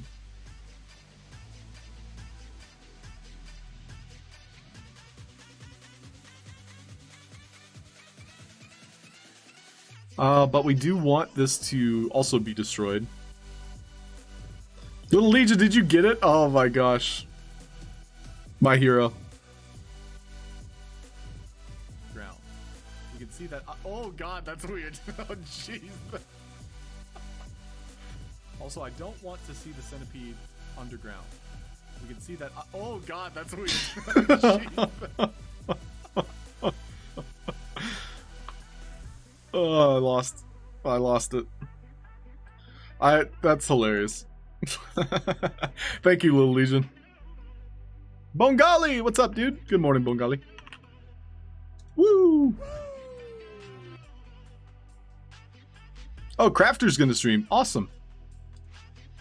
Well, thank you, 9A, for the heads up. I've been looking for an excuse to Vominos. I'm gonna get some grub. But when Crafter goes live, let's drop him a raid. Until then, we're going to keep working on this centipede.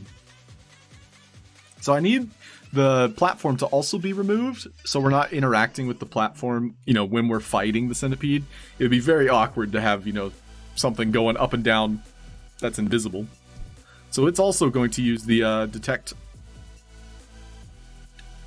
Oh god, that freaks me out. That's so weird. So it's going to also be destroyed after a 1 second delay.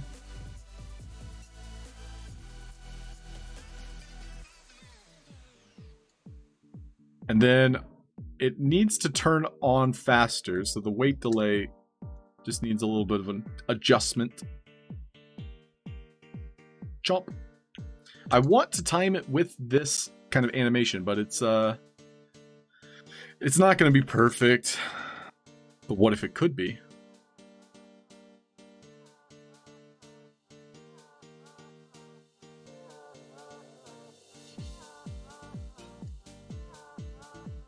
Looks like a movie scene, right, Bongali? Love it. Crafter! Welcome in. Dude, are you streaming soon? Because I will gladly throw a raid your way as I go get lunch. Clipped it. Oh, thanks, Mage Mantis. The centipede lick. Yeah, both you and Little Legion, thank you very much for that. Centipede underground. We can see that. Oh god, that's weird. Oh jeez. Also, I don't want to see the centipede underground. We can see that. Oh god, that's just weird. looks. Also, oh, I love it.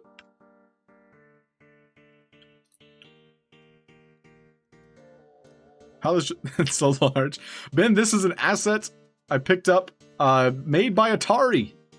I actually bought it specifically for this map, so that I can make a boss mechanic out of him. He's huge. Also, you do want to hide him underground because of this. I wouldn't call this lazy. In fact, I would call this using the assets provided, as in like the faces provided. So they made it an optimized shape, and its entire kind of purpose is to be kind of like in the ground. So it looks as though it's kind of like slithering. So they really were creative with how they shaped the asset. The floor of which is relatively like hidden in the ground. But yeah, I bought it specifically to use on this map. And so now I'm kind of making like a cool cutscene where he's chomping into a big cow. But yeah, Crafter, welcome in. If you're streaming, Crafter, I would love to raid you soon. It'll be perfect, it'll disappear. I think you're right. It's also using a different message here. So I think we can do that negative, and it should hopefully die at the same time. Uh-oh. Something broke. Hopefully that's not always happening. Okay, well, I think he's dying too fast. He's literally like exploding now. Let's try 0.4.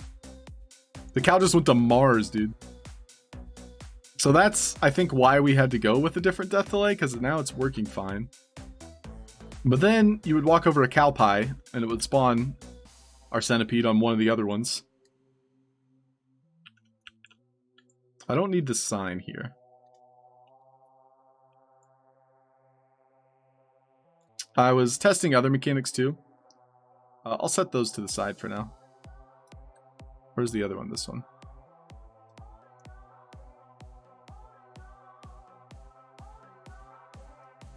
Maybe it feels die inside. Oh, not streaming this morning. Oh, it's your Behind the Avatar episode with Brad Coddad. Yeah, guys, please do check out Crafter in his Twitter space. I was interviewed on it not too long ago. If you have a link, Crafter, you are more than welcome to drop it here. Please do. Yeah, those cow pies are a little bit excessive, I will say. So, out of everything here, it's not consistent, but it is fun. And I think as long as it's fun, it's fine. You can quote me on that. As long as it's fun, it's fine. But Crafter here in chat, I had offered to make the Metaskins a social hub. So I'll be working on that as soon as next week. Might even be streaming it. So disturbing, very much so. Thank you, Tom, for the link. Much appreciated, Tom. Tom Voxel's probably in the chat. Hey, Tom. Hey, Tom. You're welcome, buddy. Tom Voxel himself! Oh, wait, I didn't say my line. I said King's line. King's line's better! But what we worked on today was adding randomized loot to this treasure chest. So if we were to go kind of look behind the scenes once more, because new folks are here and I like showing it off, this is what we worked on this morning. I have a treasure chest that has randomized loot. And that randomized loot is like 1 out of 3. So 1 out of 3 times, we're going to get an epic animation and armor that spawns in this treasure chest. But if we don't get that 1 out of 3, so 66% of the time, instead, we're getting a coin. So let's land it on the epic, and it has this beautiful animation that spawns from it. And we can run over it to collect it. Or, if we don't land on that 1 out of 3, instead, it defaults to this coin.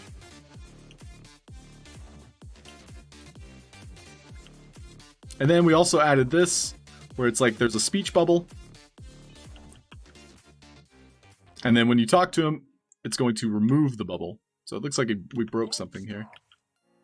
D-Electronics, how the heck are you? Well, ain't this a pleasant surprise? How you doing, buddy? Maybe the centipede licked the cow. Yeah, maybe they're just friends, 9A7A. Nervex.chat. I think I added an S on accident. Yep.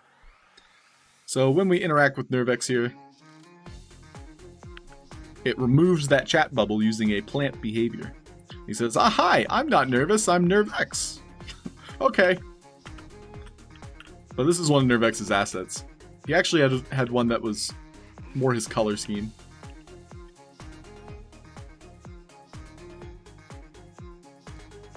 But yeah, I'm pretty happy with this. One other thing I would do is maybe adjust the spawning location. So right now it's right here, chest.1.spawn, and so things are spawning inside of it. And so it has this weird glow, which I don't like.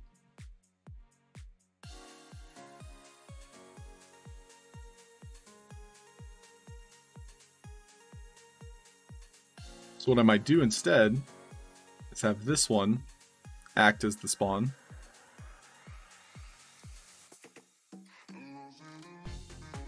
And then remove it from here. Just so I can position the glow a little bit better.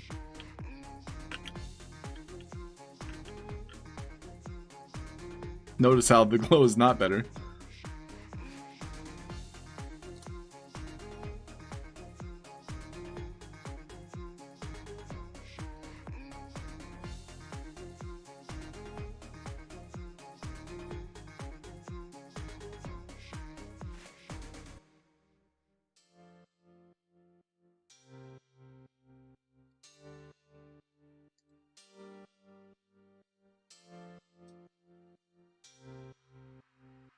So I want the glow to be hidden inside the chest. So that's what I'm trying to do. And then I can link it and, you know, call it a day. So that would be the default 3 here. Let me do it like that.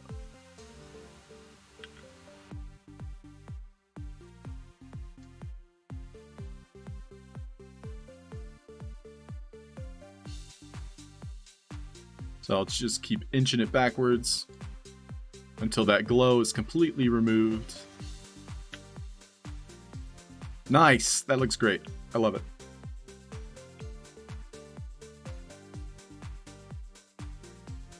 Cool. Well, I'm pretty happy with the progress we've made today.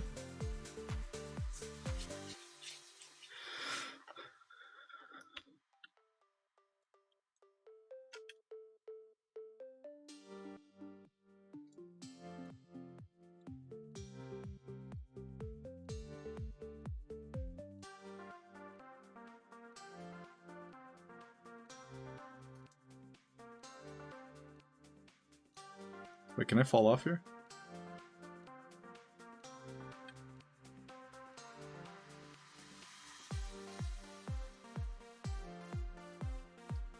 But yeah, let's just walk through this entire level real quick, and I can show you guys what's up, and then we're probably going to call it a day. I've said that a couple times today.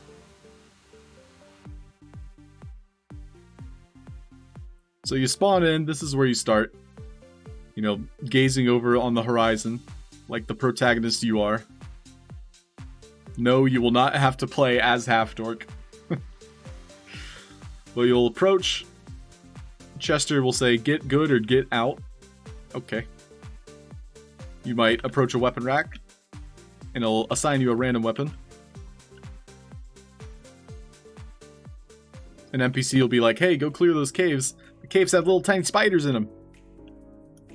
So you have to stomp on the spiders. Come here, you. So they squish when you are detected. So you have to, like, literally interact or collide with them. Then you have this big old rat here. You don't have to kill him, he's more of a decoy. Like, the quest itself is just to squish the spiders. And then when you squish the last one, a ladder will spawn.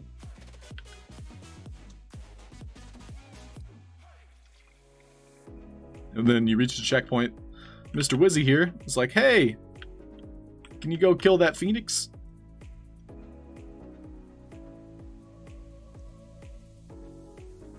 And then in order to shoot him down, you have to use these arrows, these ballistae. Shoot him out of the air. Probably adjust the death timers on those before I forget. You break the egg. And then you kill the phoenix.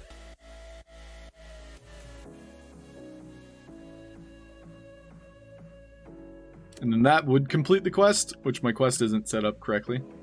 Causing these pillars to all rise into the sky. So out of all those things I just talked out loud about, I need to fix the death delay of my phoenix. So we'll go into the death delay, we'll do 0.6. And we had a phoenix spawn in that needs to fall from the sky, which is this one, I believe. So we need to adjust his delay. Let's try 0.1. And then lastly, the quest credit.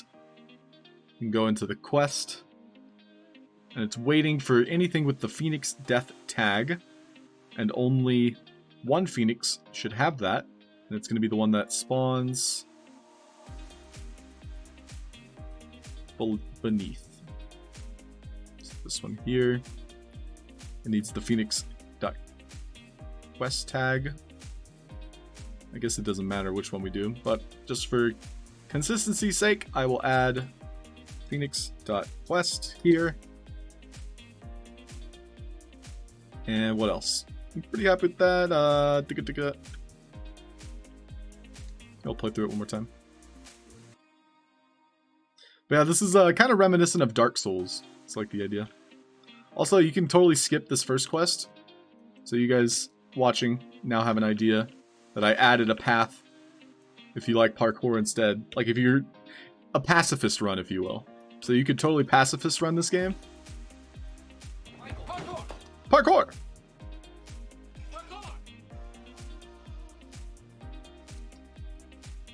So maybe I'll have like a way to get those Phoenix feathers without killing the Phoenix.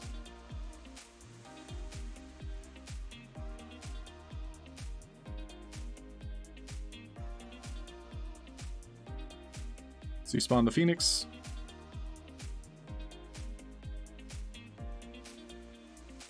Then we defeat him. It didn't give me quest credit, so gotta figure out why that might be.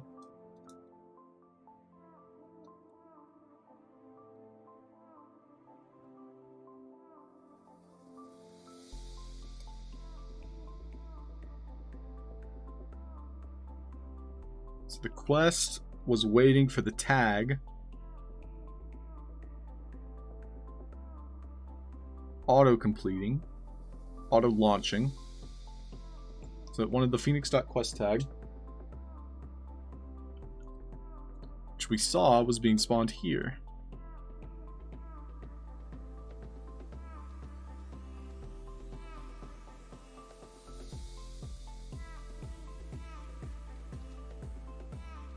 I probably spelled it wrong. That's 100% why. Yeah, I don't know how to spell Phoenix, guys.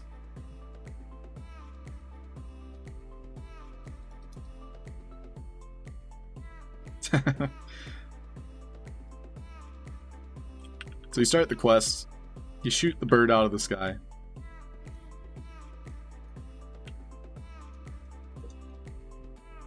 I gotta adjust those timers a little bit more.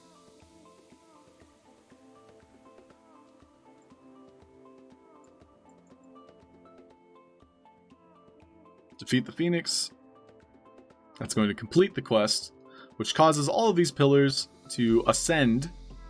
And so now they have a unique kind of platform attached to each one. So it creates this type of parkour course. Parkour, parkour! Parkour, parkour!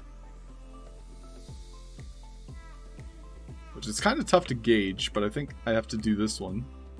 Then jump across. Then jump across.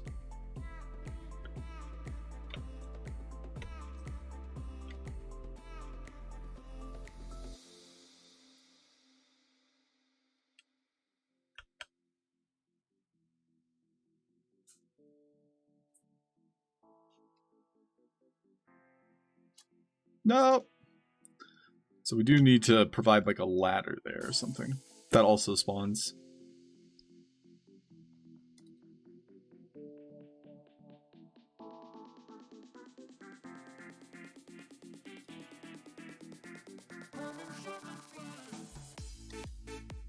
Parkour, parkour! Parkour, parkour!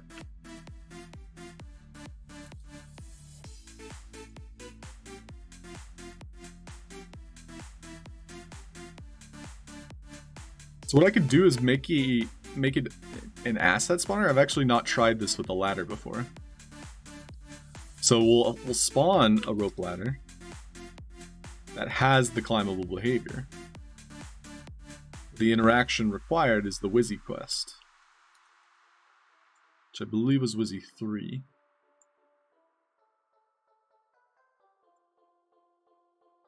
And the component will be the climbable, and this will be invisible and non-collidable.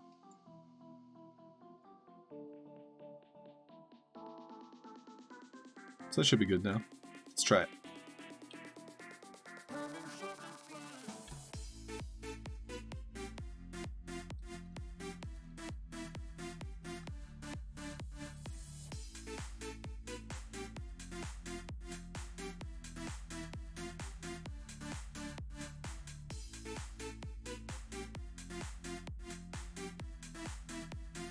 defeat the Phoenix. And now we can see it spawns a ladder, but the ladder is facing the wrong way. That just tells me I have to like rotate it like this.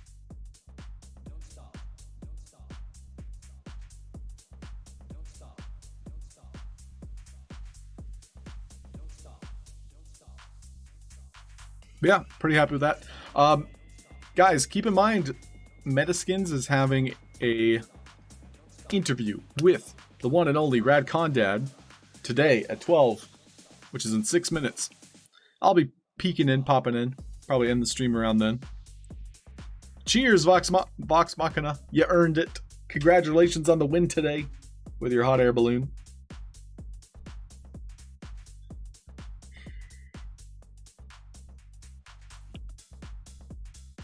Yeah, this looks good. I'm happy with that. We want more treasure chests. So I'm actually going to create a treasure chest over here. So the first thing we'll do is I'm going to copy this entire mechanic. The best way to do that is going to be to drag it all over and then select it. Well, I take that back out. I want to make sure I keep the structure here. You can see it's colliding with the invisible wall. So before I hit the wall, it's like finding a spot like this. Now I'm going to select them all like this. And I want to try my best not to grab anything I shouldn't. Duplicate it and then drag it all the way over to a new chest location. So I'll put a chest down here.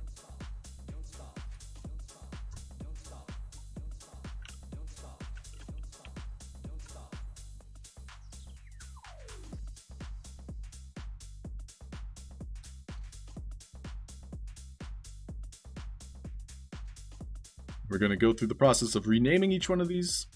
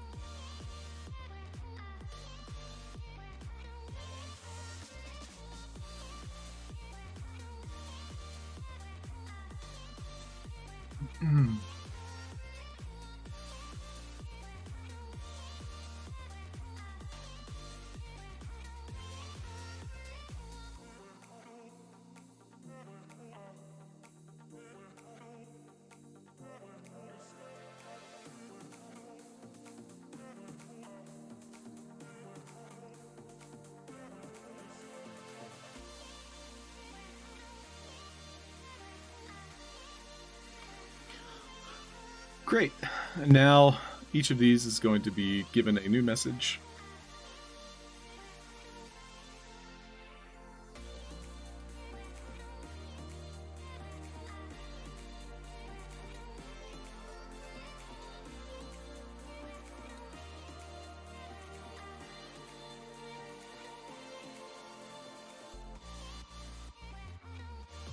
I think I set that one up incorrectly, but we also want to check the tags. Let's do chest .2.loot2. So it's only spawning these fireworks when we get the good loot. I'll go ahead and grab a new chest as well.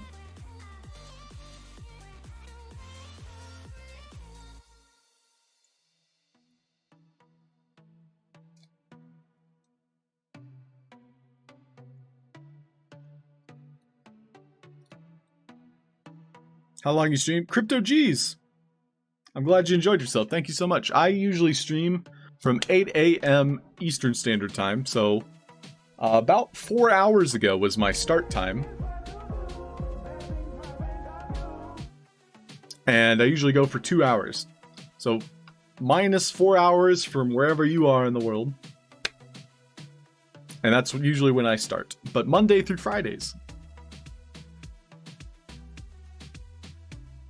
CB9. Yo, that sounds exciting, Vox Machina. Your mech. That'll be very exciting. Looking forward to it.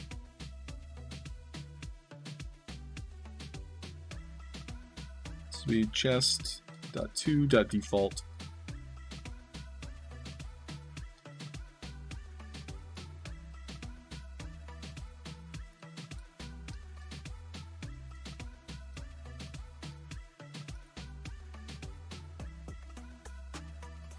So I think I had extra mechanics. So I'm trying to simplify things, and then we're going to walk through it all. These will be the arms.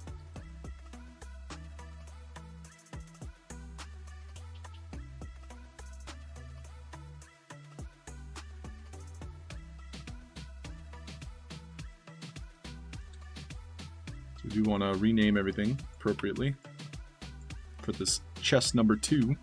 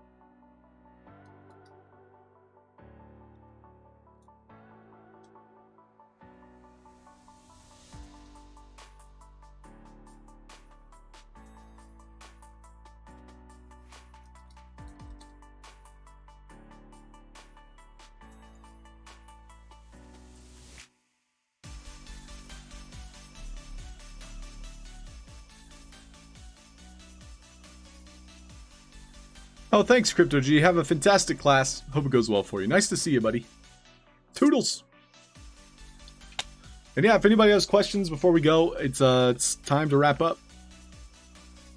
Our friend Crafter is about to start his Twitter space.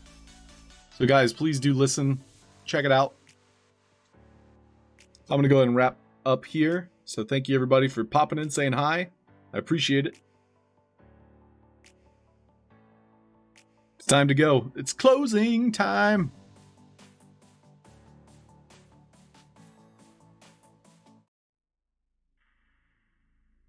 So thank you again. And I love you, random citizen. And I love you, random citizen. But yeah, have a great day, everybody. Have a great Thursday.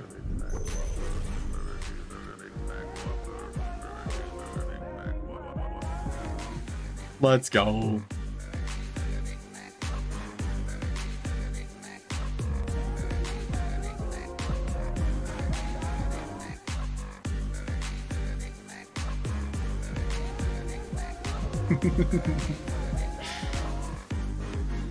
We can toggle all of them. I think we can just spam it.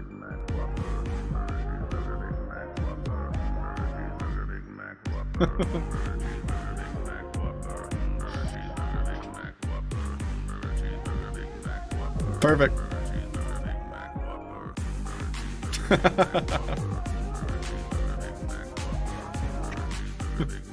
All right. Thanks, everybody. Hey, let's go.